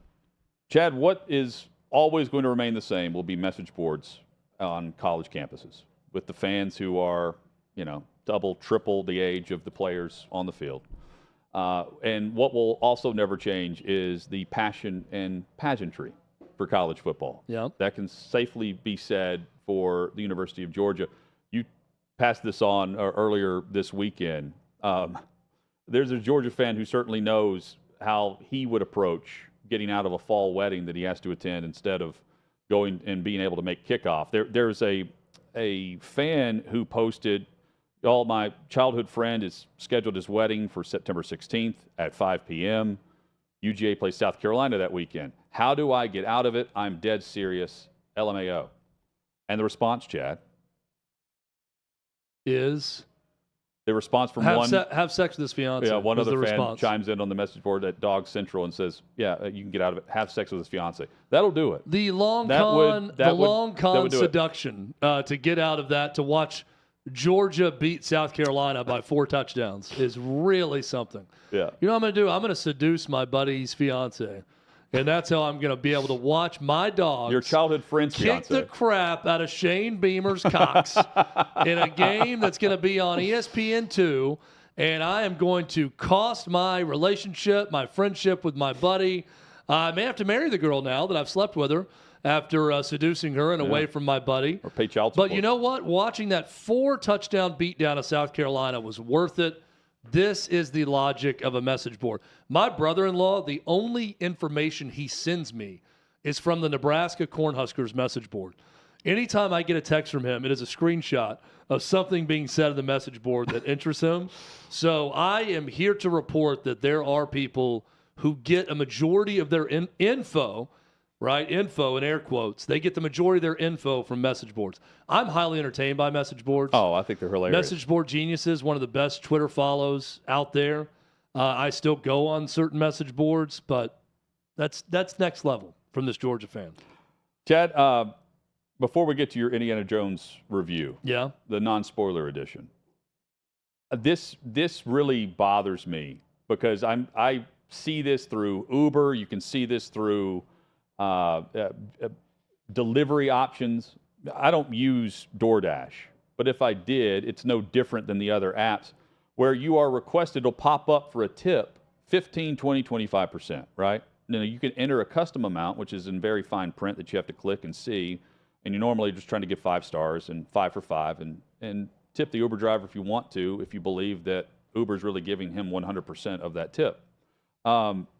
Listen to this. Here, DoorDash, there's a $20 pizza delivery. And the guy delivering the pizza is upset with a 25% tip on a $20 pizza.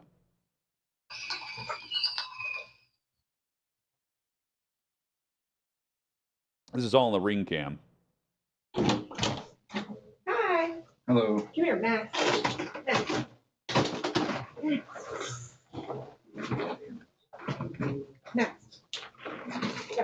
Gotta get the dog back inside. Thank you. You're welcome. I just want to say it's a nice house for a $5 tip. You're welcome. $5 tipped on a $20 pizza. The entitlement now. And it's tough to even find someone better to work the job. Think about that. Yeah, we've reached a real crisis point. $5 on a $20 food with option. people being willing to work. So that guy's going to face no punishment for that. That's the sad part about it. I mean, these DoorDash delivery drivers, they can do whatever they want. Because who else are you going to get to do it? This guy did lose his job. Oh, he did? Yeah, he ended up getting fired. He'll go to McDonald's and make with more. who? With who fired him? DoorDash. Oh, okay. Oh, so he's still delivering. So he's working for Uber Eats now? Yeah, he can do. Yeah, he can still do that. Yeah, I'm, or I'm some assuming other he restaurant? does both. Like there are Uber drivers who also drive for Lyft. So he's off of one service and not onto another. It's pathetic.